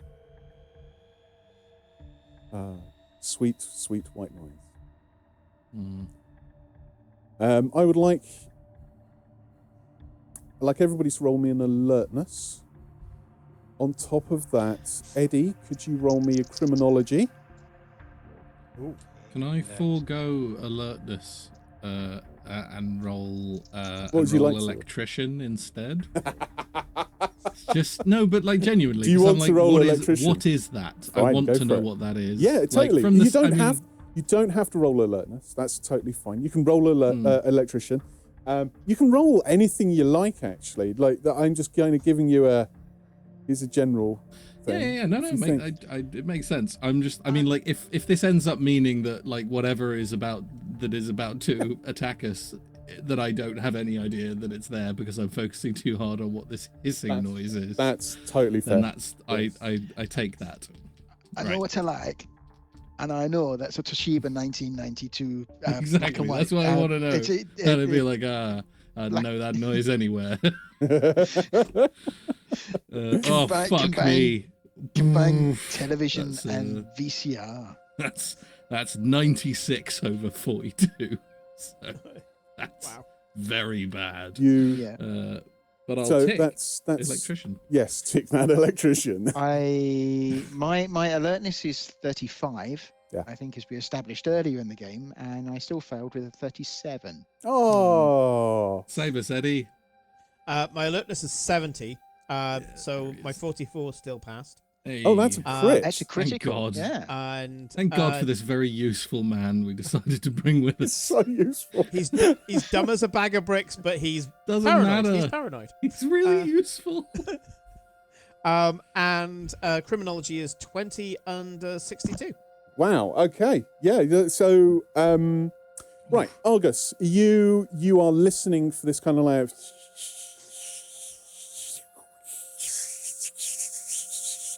and you have no fucking idea what it is. You think it's electronic of some description, but you can't pinpoint it of any particular thing. Cleric, you can also hear this, but you can't really tell what's going on. You don't have the torch in front of you. It's one of those weird things where Eddie is sweeping the torch over too many things, so you're not kind of keeping track of exactly where it is that torch he's is pointing it where he's looking, not where exactly. we're And it's a little bit like when your other half is looking at Netflix and they're just flicking, and it does your eyes in. So, no, go back, go down. Oh no, what was that? Never mind. Eddie, you see several things in this room. Firstly, you see a lot of mobile phones on the floor, kind of old mobile phones, and they've been smashed. So there's a whole bunch. They're all broke. Nokia 6210, not fucking touched at all. I swear to God, the only thing left at the end of the apocalypse is going to be cockroaches, Keith Richards, and the Nokia 6210. Yeah. There's a bunch of shattered mobile phones and then a pristine Nokia 6210 with a broken hammer next to it. And just as we're talking about mobile phones, my phone goes ding, and there's I got a reply from the boss.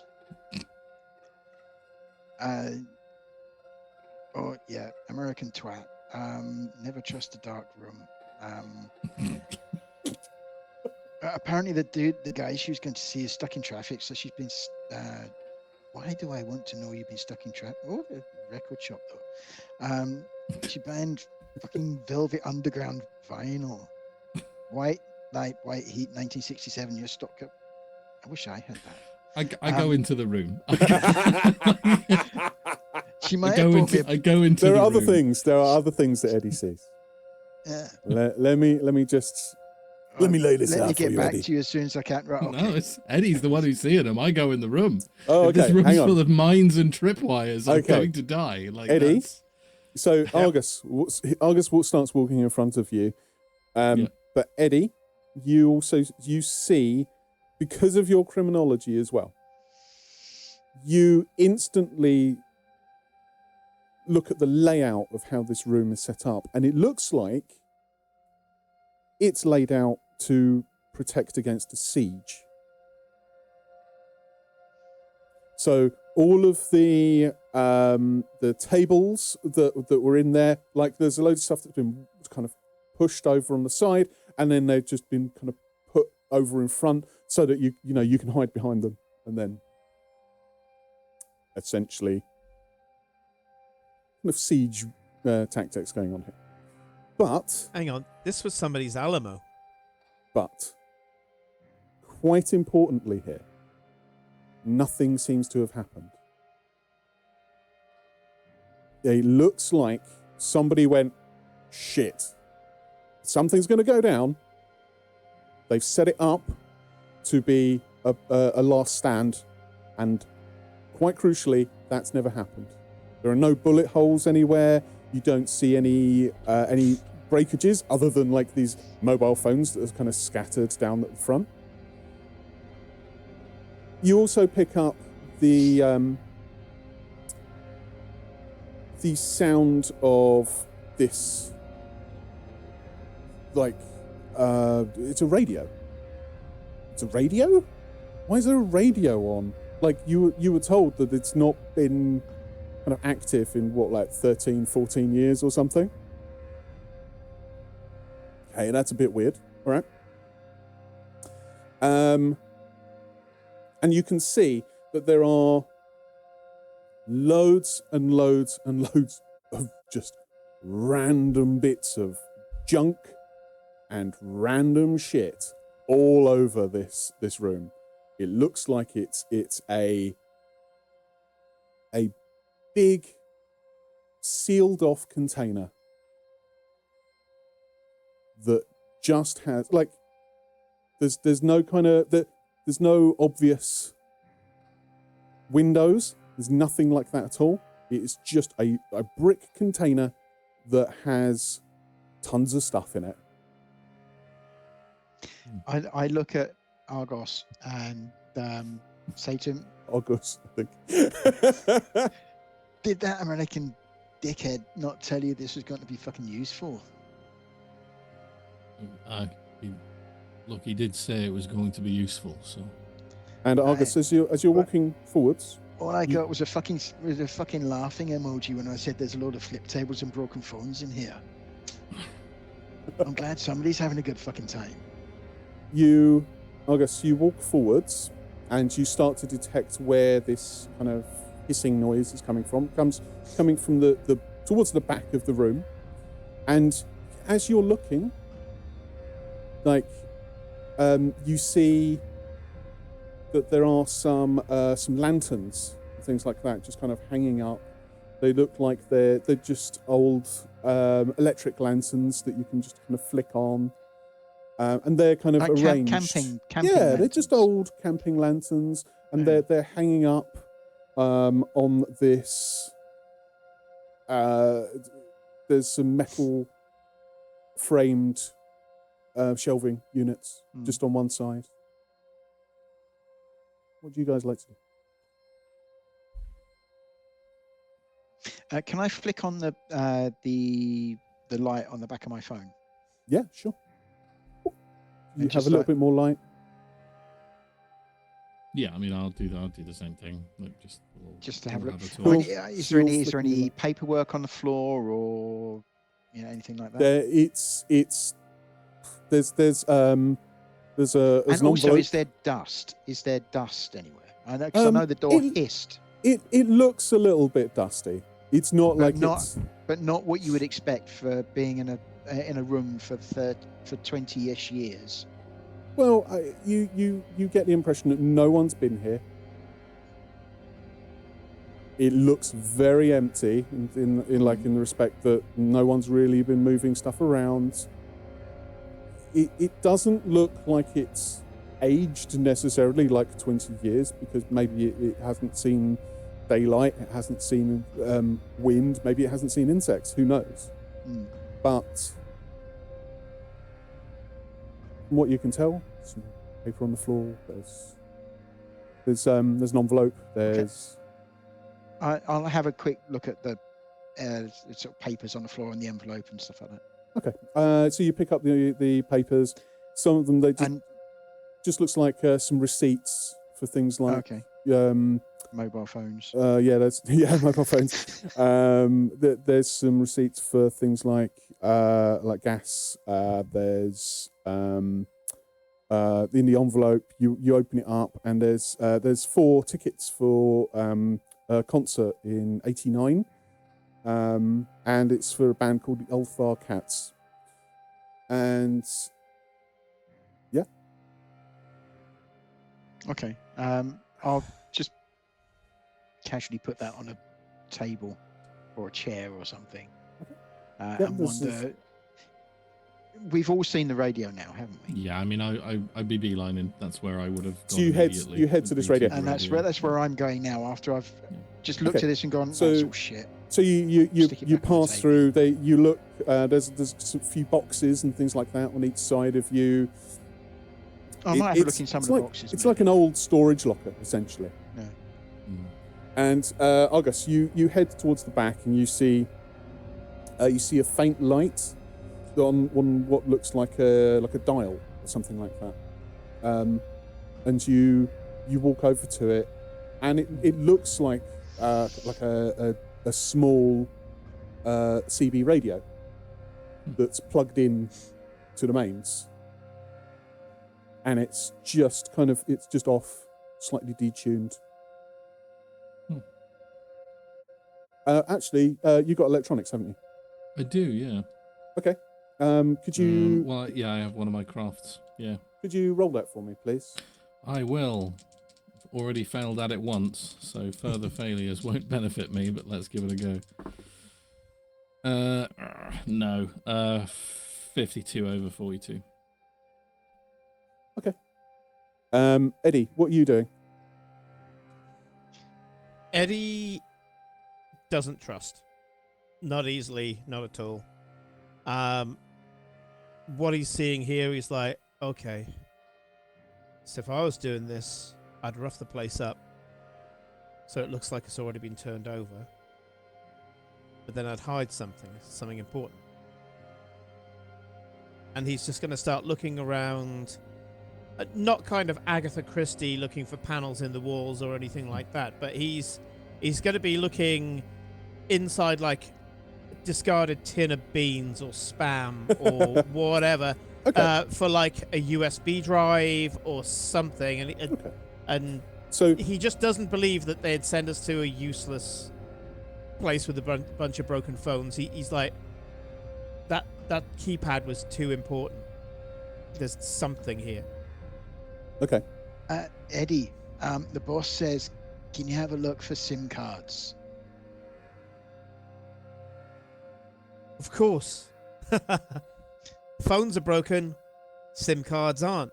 SIM card size hasn't changed in like forever, right? Okay, yeah, sure. And I'll start basically Wicked. shelling the phones and pulling out the SIM cards.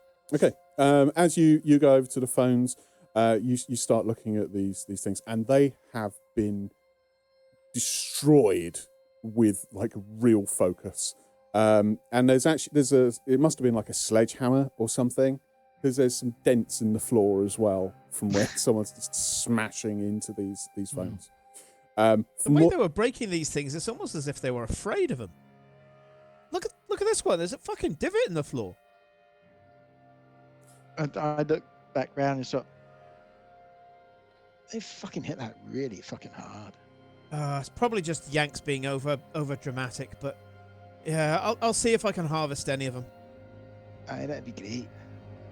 So you start having a look through, and you manage to pull out like a couple of bits that are maybe, is that a SIM card? No, that's mashed. And you find a couple of things like perhaps SIM cards that maybe they might work. They're the slightly older ones, slightly larger, and not the micro ones. Argus, what are you doing at this moment? Failing to understand anything about this radio. Okay, well, give a little bit of time. I think this. What I'll turn my attention to after that is to the I guess what it's tuned to. Okay, yeah, that's or cool. not tuned to. Like That's I cool. might just start. I'll take the. I guess we can hear the.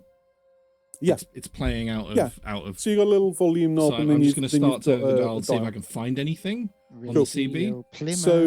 So you start to move this dial, and you cycle through it a little bit, and you start hearing local police and fire response and things like that. Basically emergency service frequencies, from what you can tell. That makes So sense. you start working out, actually, maybe this is like a police scanner. This is, yeah, it's like whoever has left this here basically had this on a police scanner frequency, and that frequency is maybe not used anymore. Sure. It's been a while. Things have changed. They're probably moving slightly more over to digital now. Yeah, that makes sense. Hey, hang on. The numbers he gave you, and I pull the piece of paper out of my pocket. Is that also a frequency? And I hand it to Argus. So the numbers for the door, do you mean? Doesn't look like they necessarily correspond. So it's like a 5-digit number for the door, and you can't quite work out like what kind of frequency that's necessarily going to be. So, it's like 4,500. No, that's 21. And the cleric waves his phone in the air. As the dial on the wee radio over there. I told the boss that we found the radio.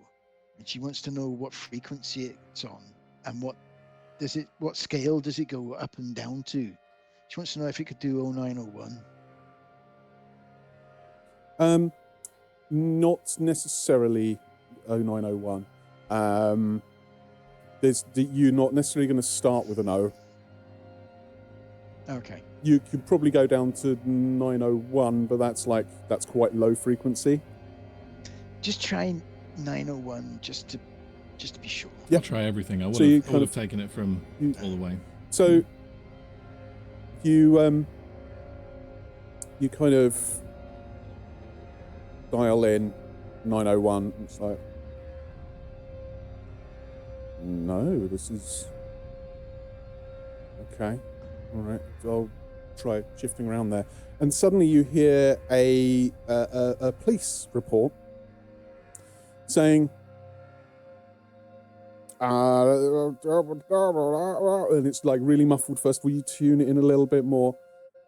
Yeah, we've got somebody here who's been shot. We're moving to Derriford Hospital immediately. Looks like they were shot. High-powered rifle at the Dock Cafe. Woman, Caucasian, mid-40s, and it just kind of disappears. And what channel was that on? 901 or? No, that's going to be a bit further up. Bit further up. I'd just tell her 901. No, it doesn't work.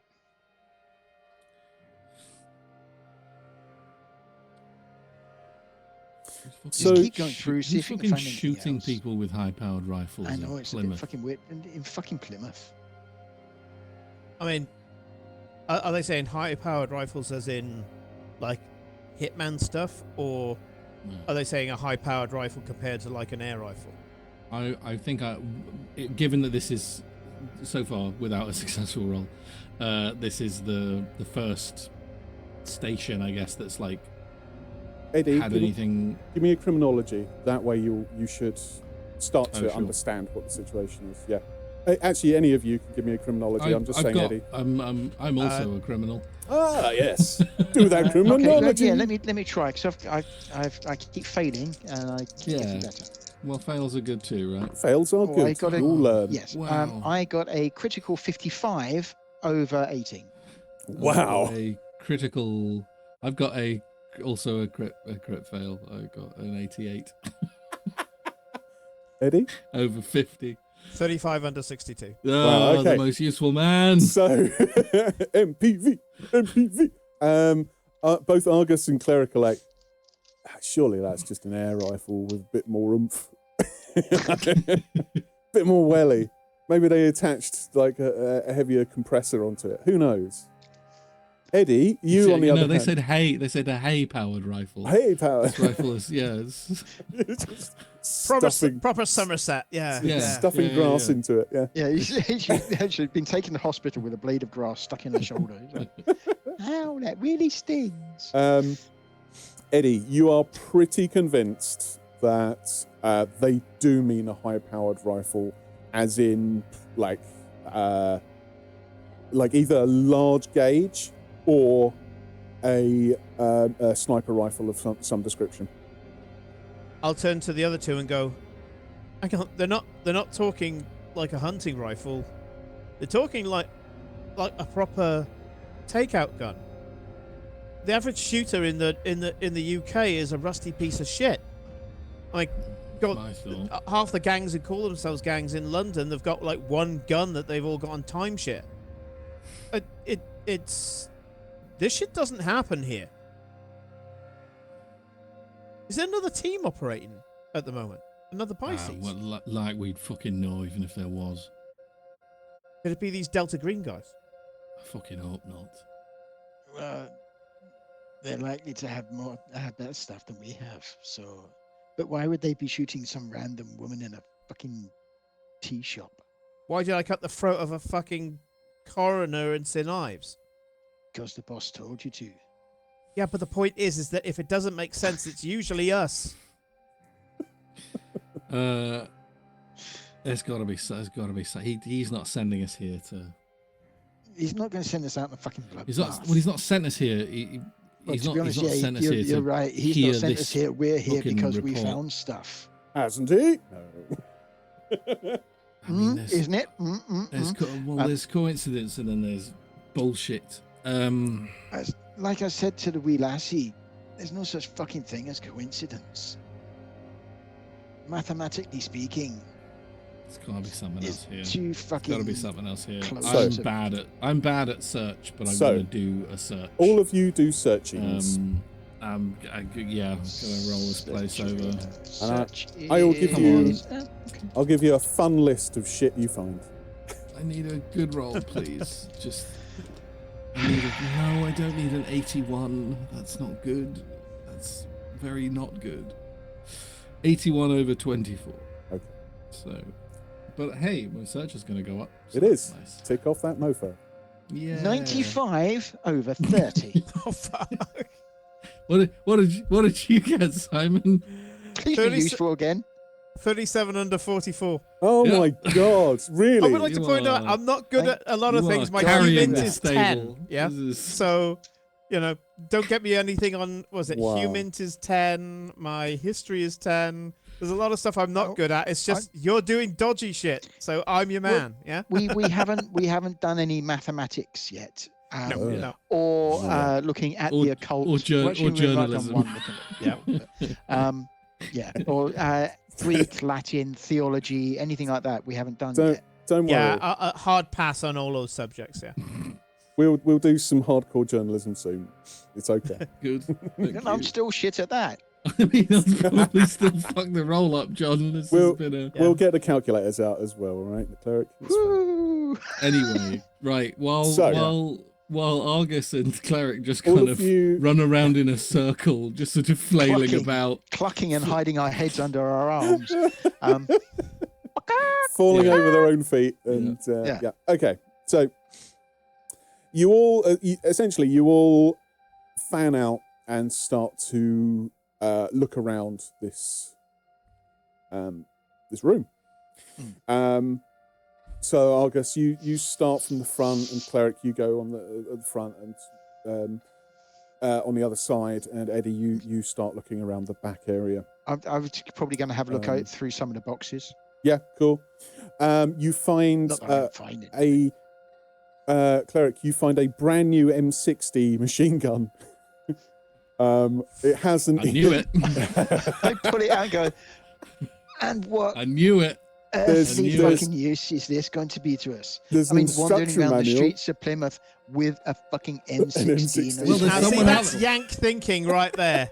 That's Yank thinking This right is what I mean. there. And I was literally like, just he's drop like, it, drop don't it back into don't the worry. box. There's gonna be, I can Oh, help. yeah. There's gonna be useful things. It's like, I Delta don't Green need is not a about fucking guns. machine gun, my dude. I don't- Like, The first I thing you don't find even like M60. pistols. Why am I going to like a Okay. fucking machine gun? but hey, We're there's fighting someone out an there. evil And before angels and anybody lights. writes We any do not need a complaints, gun. I know it's not a machine gun, but Cleric's being facetious and he's being Cleric. I know it is an assault rifle. So, So- Argus, You're being British. you also He's Cleric, been- you find yeah. 3 boxes of ammunition for it. There's about 200 cartridges.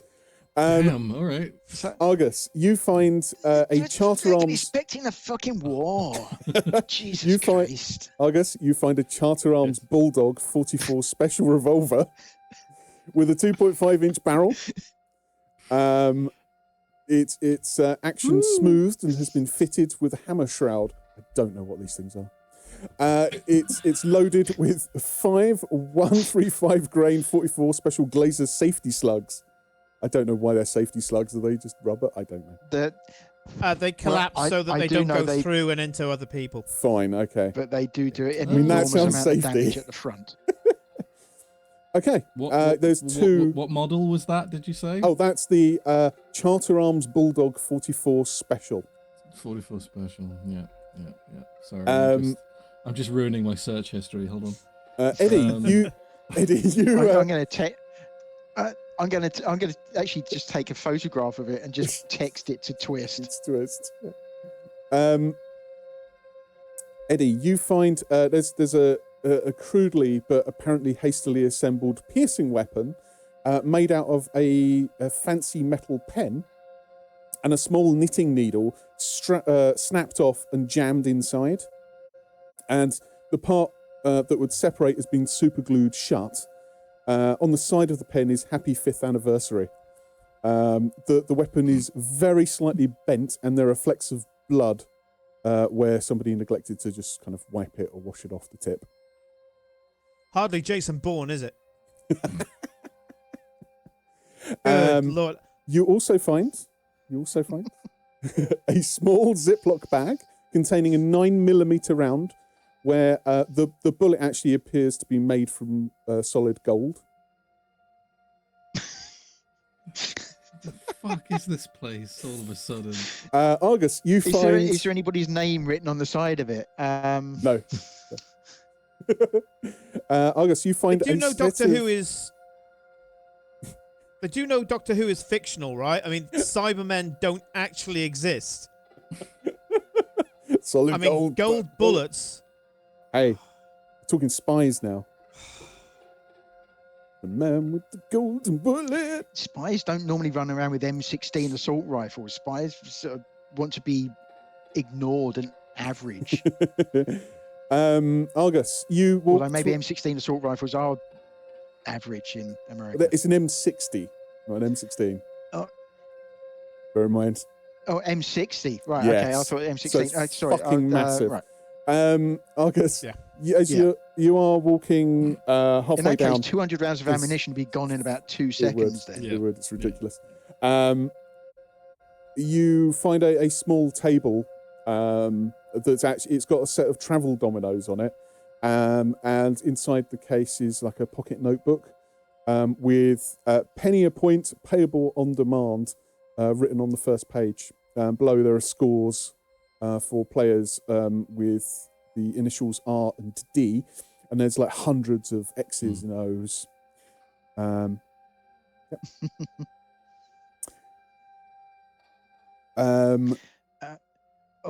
Eddie, the boss wants to know if any of these guns have been fired. I have no fucking clue.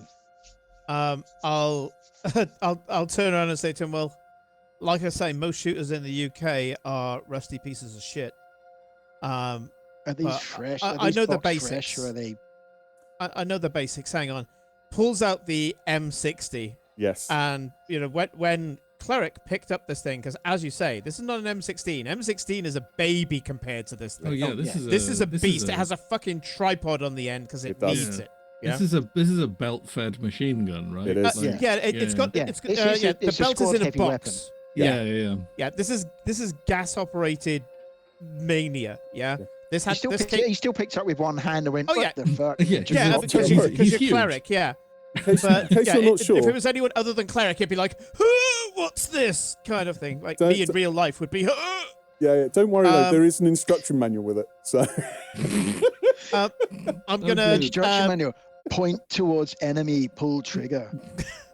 Seriously, they have to give them instructions to point it at the enemy. For God's sake. It's one. Oh, leaflet. Don't worry, mate. They had to put instructions on the tip to not touch the tip after you fired it because people were getting burns from it. Yeah. Super. I'm gonna open the belt clamp. Yeah. Because basically you put a box on the side, you throw the belt over, you bring the clamp down, and then it feeds from there. I'm going to pop that open and just check to see if it's got any gunpowder residue. Well, also probably scratches where the thing's gone through. Yeah. No, you have a look. Scratches, but literally just where. You can see it is absolutely brand spanking new. It's never been fired, from what you can tell. Cheers, buddy. Just let the and it looks like it's in good condition. Like it's essentially it's sat probably in this box. Messy. Tell her if we were going up against Godzilla, we'd be sorted. If we're going up against Evil Angel Delight, this is useless.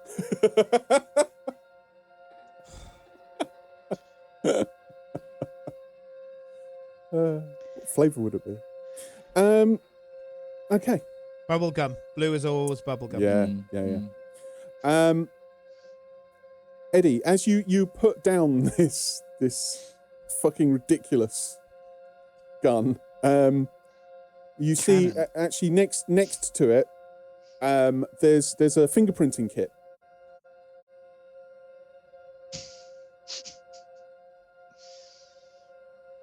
I look at the fingerprinting kit and then look at the gun. Look at my look at the fingerprinting kit. Look at the big gun. And went, oh bollocks! Do me a favor, give it a wipe. I don't want my fingers on an assault cannon. Probably for the best. So Eddie, I don't want my fingers on anything in here, to be honest with you. But never mind. What you do is you look around for like a scrap or like a rag or something like that.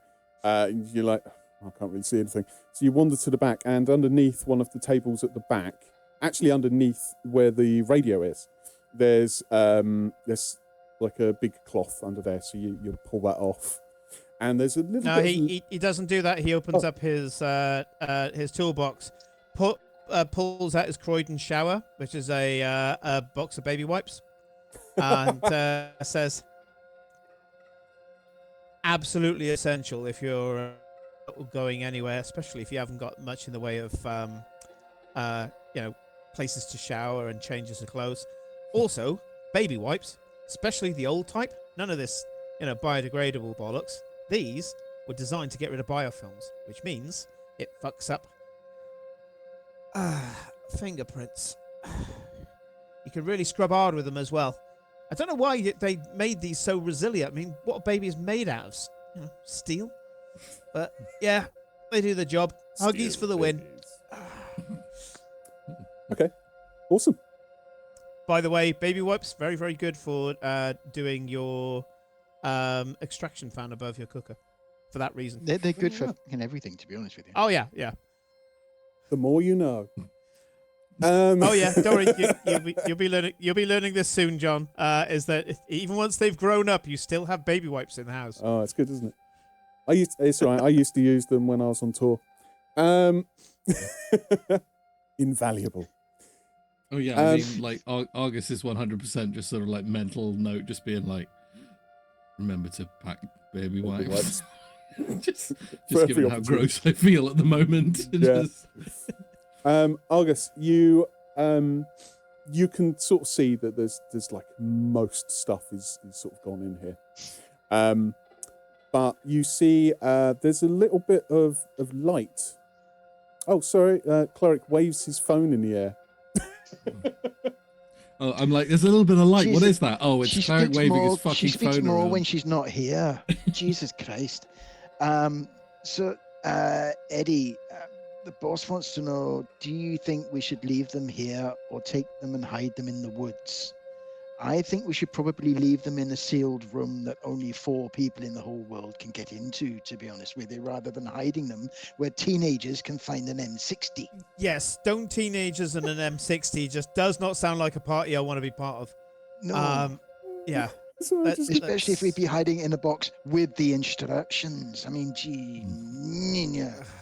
I almost want to take the firing pins out of these things as a fuck you to the person who will eventually think they need to use an M60 in the UK. Look, I don't. Maybe just leave the guns as they are. Eddie says no.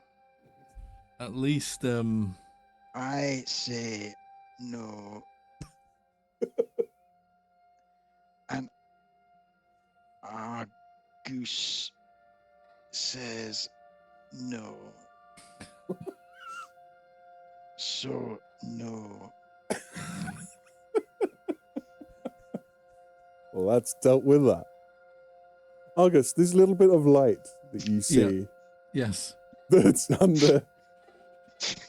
That looks like it's just coming through a piece of fabric or something like that. It's kind of blinking very slightly. What? Fabric is blinking. On a table, on the wall? No, it's on the floor. Oh, okay. I will investigate it with my hands. Okay, so you use your hands to move forwards, and you lift up this piece of fabric, and the first thing you see looks like a ZX81. Yeah. With a dead flesh keyboard. Yeah. So if you're under I used to love 50. my ZX81. So basically, old computer. And you lift it up, and there's Actually, yeah. I was a Commodore 64 boy myself. And you lift it up. That is a Spectrum. You lift up the bit of fabric, and the light is actually coming from this slightly weird-looking TV thing that's on top of it. And you slide this cover off of it, and if you have a look at Roll20, let me see if I can. Roll20. Foundry. Oh yeah, not I didn't Roll20. think we were on Foundry. Roll20. Oh, We're not it's all the advertising for same. Roll20. It's all the same, isn't Whoa. it? Other places do exist. That thing is cool. You Oh, see that's this? awesome. Is it plugged into anything? It is. Is it I mean, on? It Yeah, is. it's light That's where you can blinking. see the light. Cleric is kind of pushing people out of the way to get to this. Yeah, I think I sit down on the floor in front of this thing, and what's on the screen? What can I? Yeah, I investigate it thoroughly. Tell me everything about it Okay. that I can have without a roll. I am very happy to roll and fail miserably if you would like that. I mean, And that's then, what we and do then here. Eddie can just work out what it is. Okay. So you look at it, and it looks like it's been homemade or something. It's constructed out of loads of different bits and pieces. You have never seen anything really like this before. It's kind of got this. The screen is it's black and white, and it, yeah, as you can see, it's sort of rounded, and it's got the 1982 ZX Spectrum computer. And actually, Yep. I'm familiar with it. Roll your electronics for me. No, this is not like a.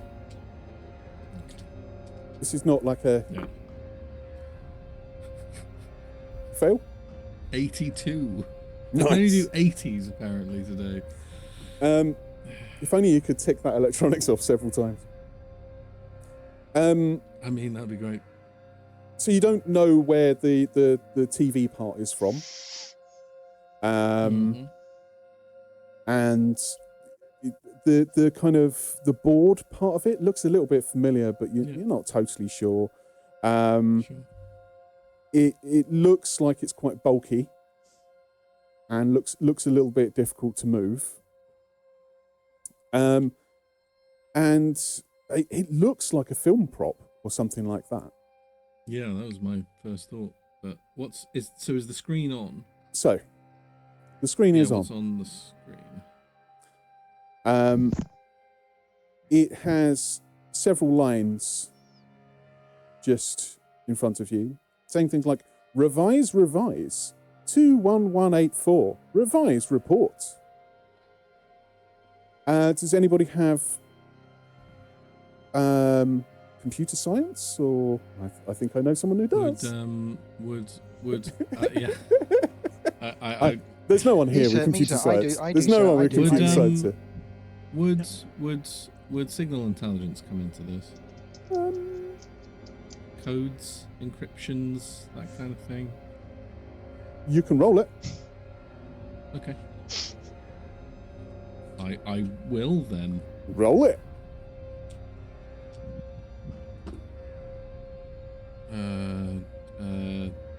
20 under 40. Okay, all right. Nice. You can tell that there doesn't seem to be any particular code that you are picking up with this. Doesn't look like that obvious. but you do pick out actually between the two of you.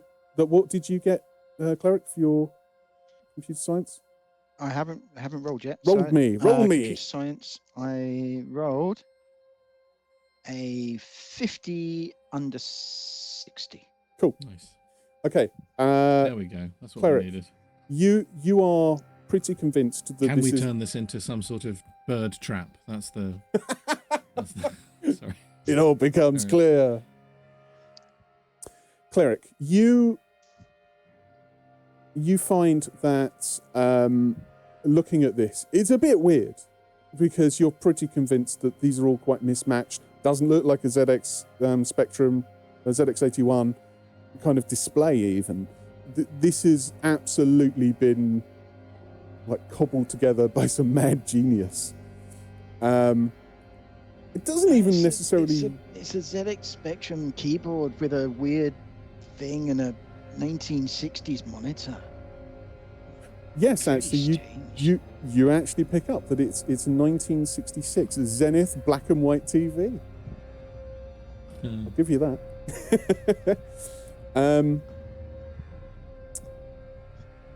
You look at the buttons. The fucking head of the fucking robots that used to advertise Smash, to be honest. Oh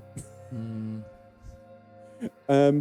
So you are looking at this screen, and it you start to see that it's got things like operative 1811.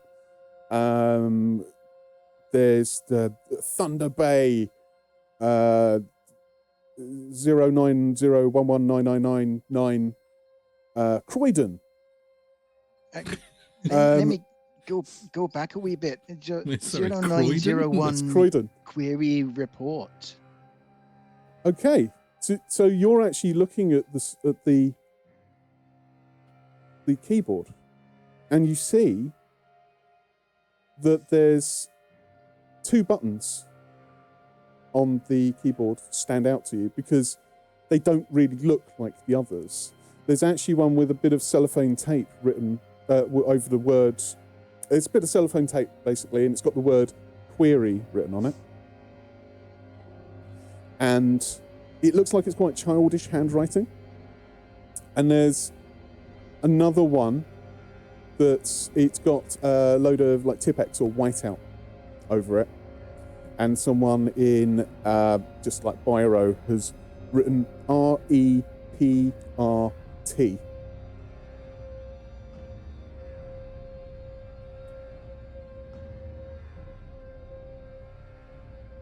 What are you going to do? I'm going to type in 0901 query. Okay.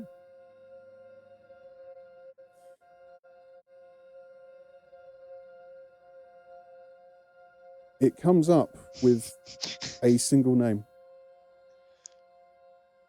which is Elias Blackwell. Hang on. Elias Blackwell. Yeah. Wait a minute, I recognise that name from somewhere. Comes up with a single name. So, 0901 report. Query. Was. Are you hitting report or query? Is query first? Well, I hit query. You hit query. Yeah, it comes up with a single name. Elias Blackwell. Elias Blackwell. And it's got a little dash, and then it says unknown.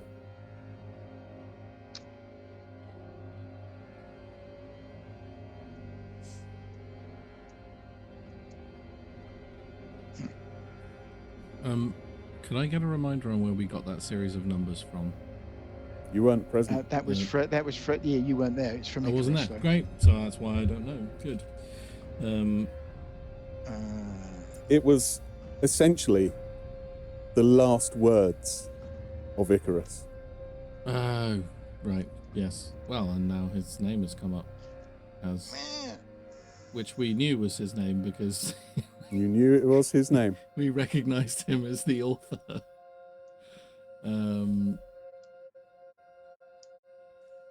I tell you what, that's fucked up. Put 0902. Hang on, wait a minute.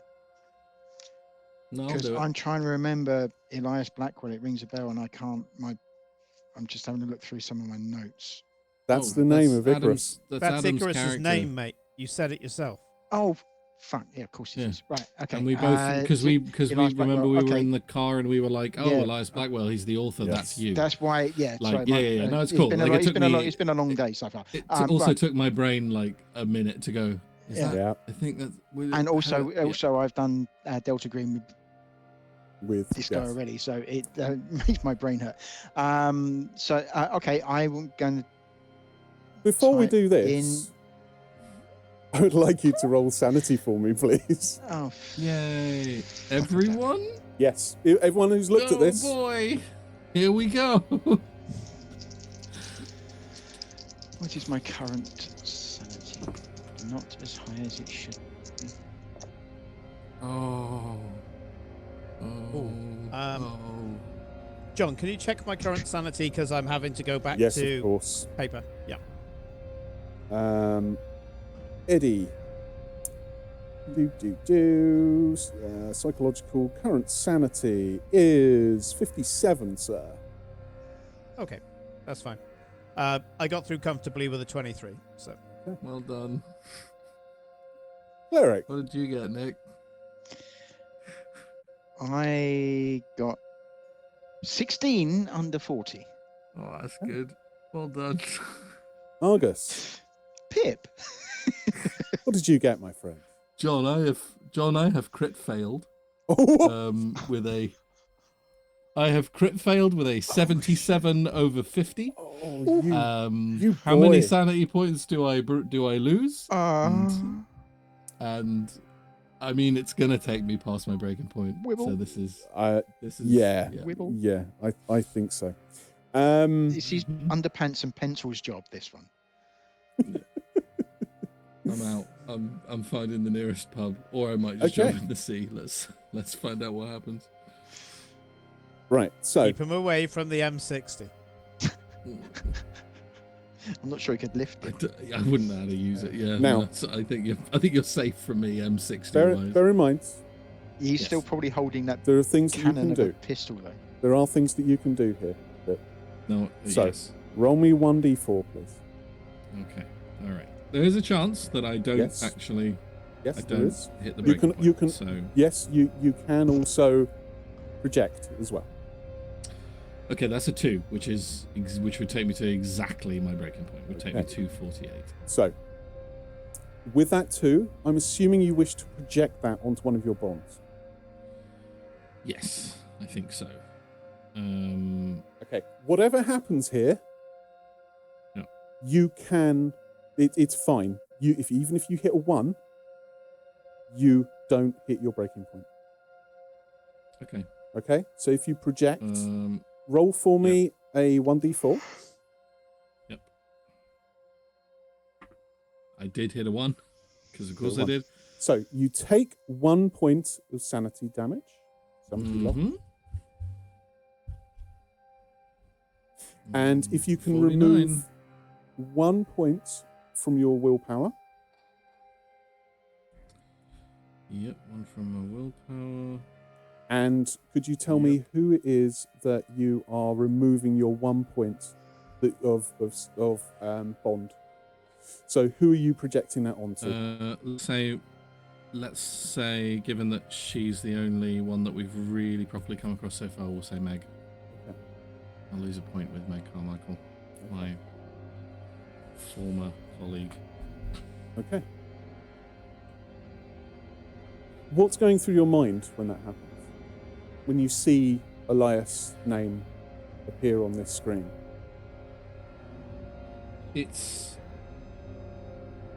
I think it's too many stacking coincidences at this point, I think, for Arthur, like, and having found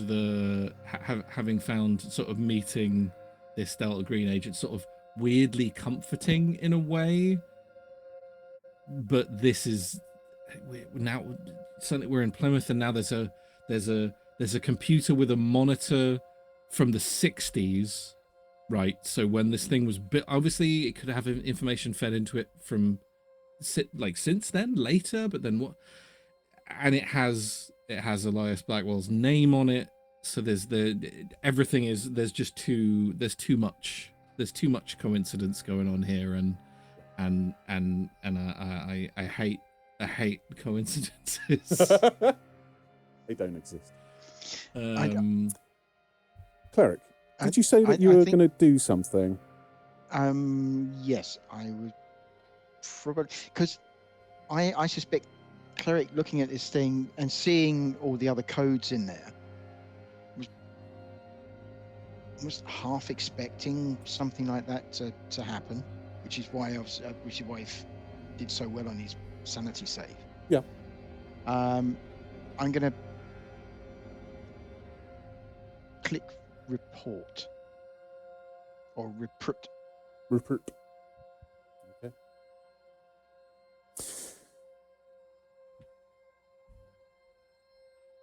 Your finger hovers over Rupert. It probably would hover for a moment, thinking, "Is this a good idea?" But yeah. And you start to hear, actually, it's a familiar voice. And as the voice starts to speak, text starts to appear on the screen. So a little bit like like it's almost being typed a word at a time. Think Blade Runner, things like that. This is Elias Blackwell. I do not know where I am, but I feel I must be dreaming. My body is distorted and tall, but I do not seem to be myself any longer. I found this device which I'm recording myself on. I do not understand it, but it feels familiar. I've been reading the books here. So many books. They remind me of my life, as though I wrote them. Things have happened. Finding the manuscripts and falling into a stupor. I feel I must have been here before. There are other things out there, though. The buzzing of wings and the trumpeting of ill-formed mouths. They speak of the secrets of March. They have lied since the atom was weaponized, given us gifts, given us horrors. One last thing. Do not trust Ross.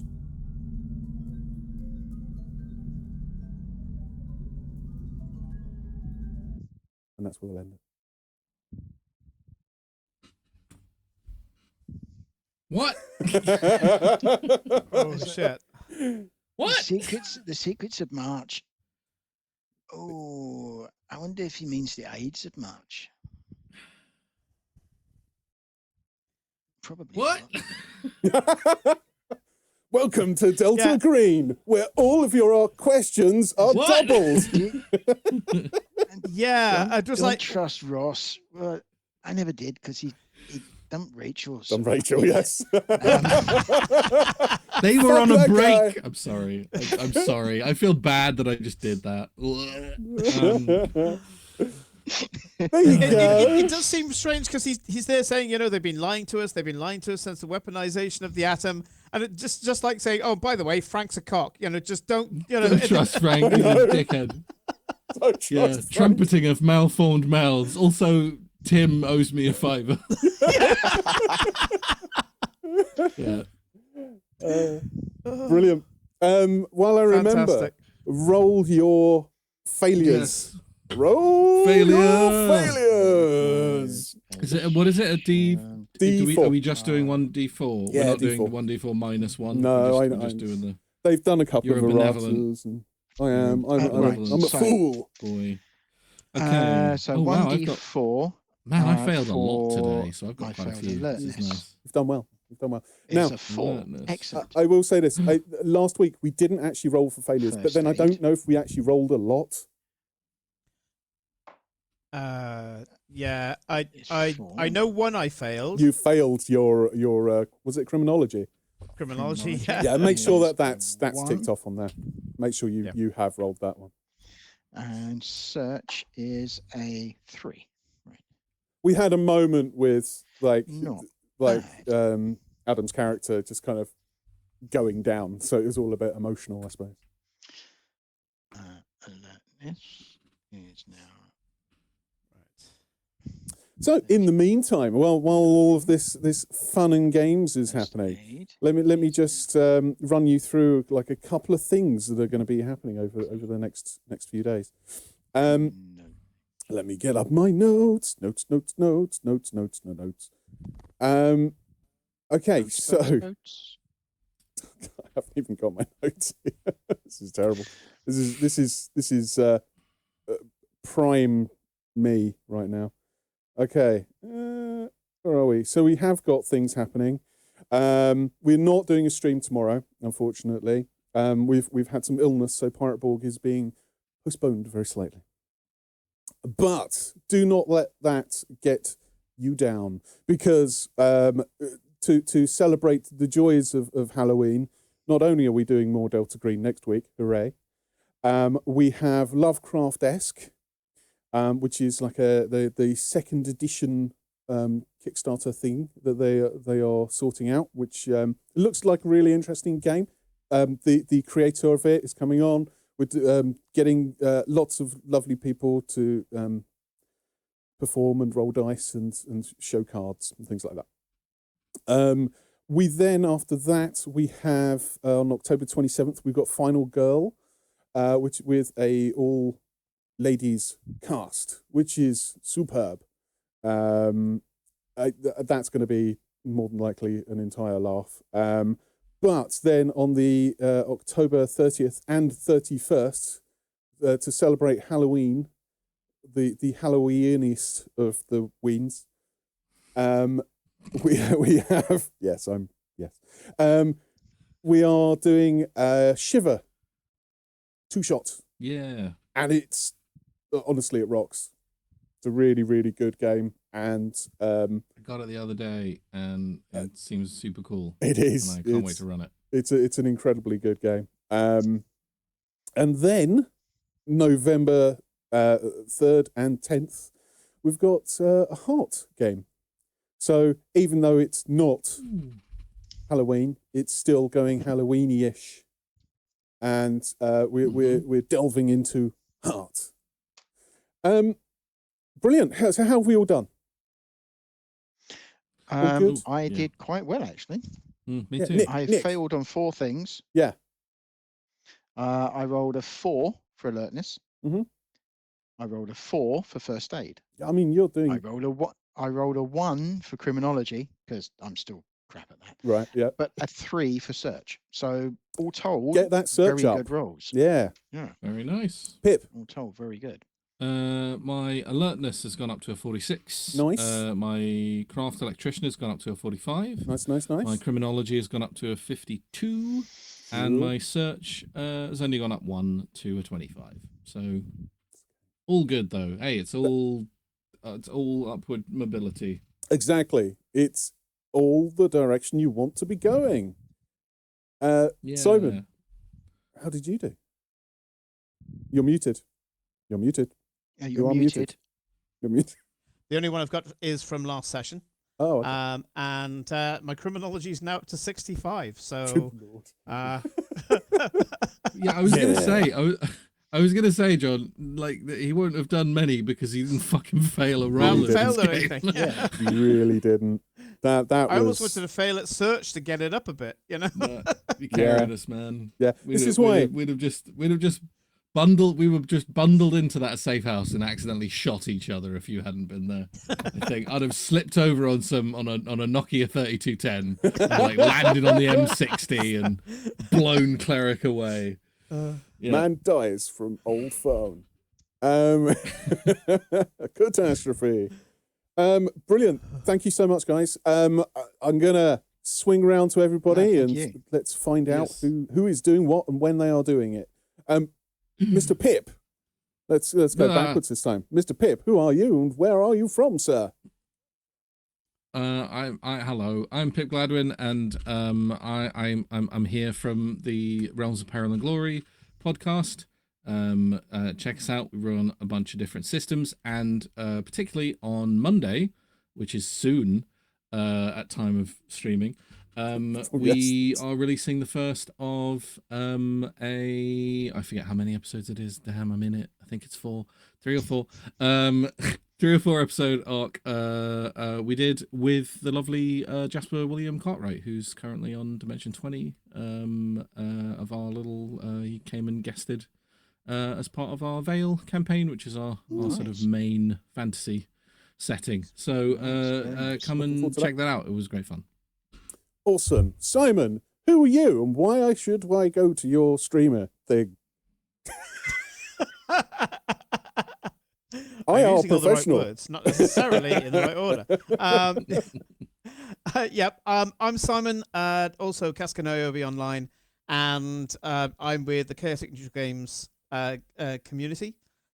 And we are a community who basically use Twitch from time to time to be able to get more people in our living room. So you can find us on Discord. Pop in, say hi, play games with us. Nice. And Mr. Nick. Why? I'm just why? Why? Because I'm the last man. That's why. Last man streaming. No, I'm Nick. I have been allowed to come out and play by the trolls who live under the Tonne bridges, and you can find us on all of the interwebs. Hopefully playing TOA again very soon. And I may as well say who I am, because I'm here. I am John. No. Also of Trolls of the Tonne Bridges, under TOTTB podcast on various other places you could stream things, usually podcast apps.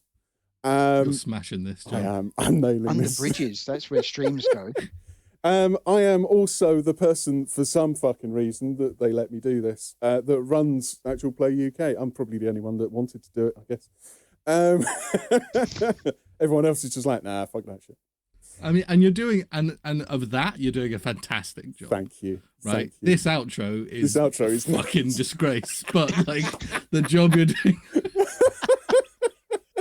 I'll have you know. Kill this outro with fire. Okay.